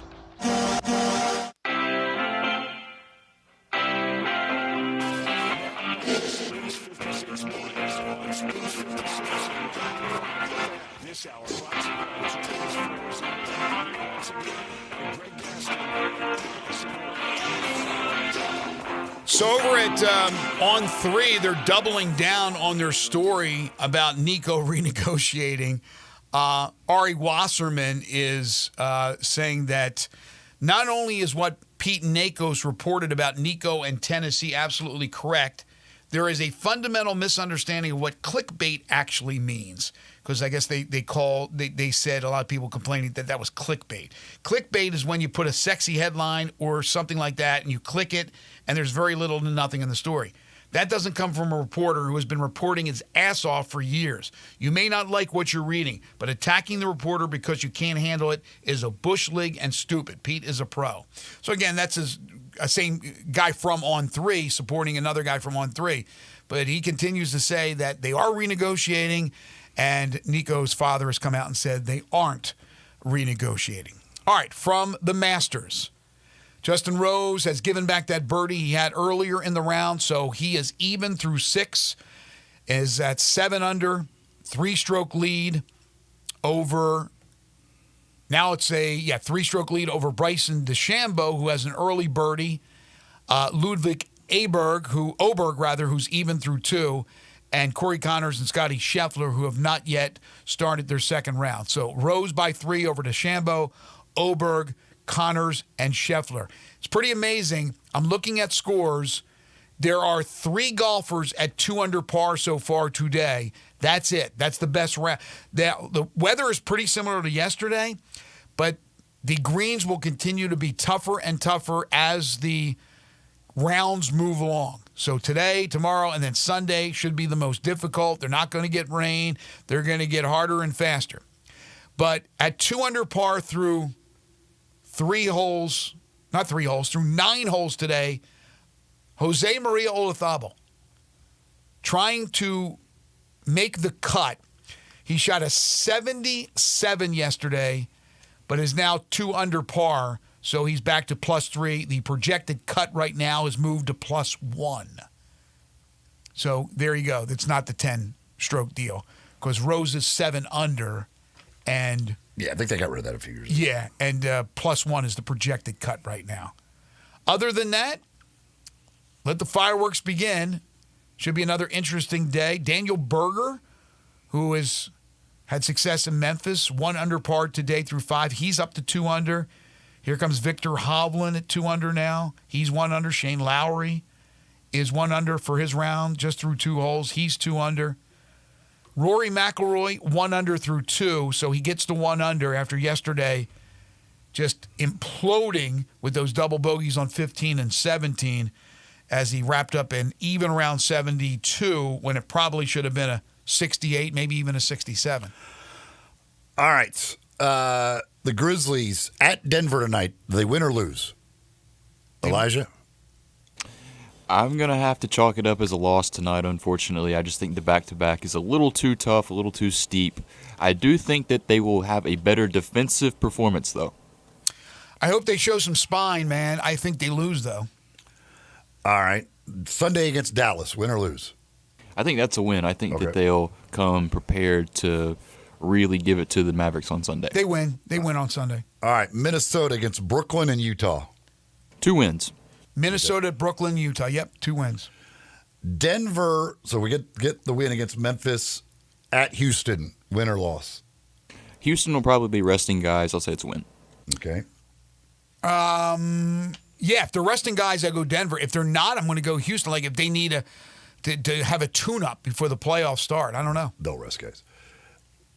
They've already started. I mean, why would Yeah. they? Why would they? Unless they're trying to set up a matchup for the first round, that would be the only reason they would play guys on Sunday. Clippers, Sacramento tonight. Clippers. Golden State, Portland tonight. Golden State. Okay. So the Clippers at Golden State on Sunday. I like Golden State. I like Golden State to take care of home court. I like Golden State as well. So if that goes that way, the Grizzlies, well, let's see, that would create a 3-way tie between Minnesota, Golden State, and the Clippers, which I believe Minnesota wins, and then Golden State is second and the Clippers are third. I might be wrong about that. But the Grizzlies would be on the road Tuesday night at one of those 3 teams. The loser of that 3-way tiebreaker would be hosting the Grizzlies on Tuesday night. Oh, boy. If it goes the way you guys just said. If the Clippers beat, if all the others stays the same and the Clippers beat Golden State, that would mean that the Grizzlies would be at Golden State on Tuesday. Okay, here's the thing, though. And I'm not going to change the way I felt before the season started of what the Grizzlies can do, and especially during the season where they were second for a long time in the standings. So I'm not going to change what I think the expectations are for the Grizzlies. Even though they have been bad recently, they lost a couple of players for the season, and Brandon Clark and Jalen Wells. Okay, they're more than likely going to be in the play-in, as Eli just talked about. But even if they lose that game on the road or at home, if they end up being the 7, they're still alive. So you're going to play the winner of the 9-10. And that's either going to be Sacramento or Dallas. If the Grizzlies can't beat one of those two teams to get into the playoffs, then there's a big-time problem. Right now, the way it's going, I don't expect them to beat Denver. I don't expect them to win whoever they're playing in the play-in that first game. But you better be able to beat that other team because you get a reprieve if you lose by being 7-8. The loser of 9-10's out right away. You're going to play Dallas or Sacramento, guys? Come on. What are we talking about here if you can't beat them with John Morant, Desmond Bane, Jaren Jackson Jr.? I don't care that Jalen's out and Clark's out. I know they help, and they're good players, and I like those guys, but come on. Yeah. And in a one-game scenario, anything can happen, as we know. By the way, did you guys see the stat about Jonas Valanciunas? He is he's played in more play-in games than anybody, has the best play-in stats total-wise of anybody, and he plays for the Kings, so he'll be back in the play-in this year. What have his teams done in those play-in games? So with the Grizzlies, he is 1-1. With the Kings, well, he just got to the Kings, but with the Pelicans, he is 2-2. Okay, so he's 3-3 so far. With the Wizards, he's 1-1.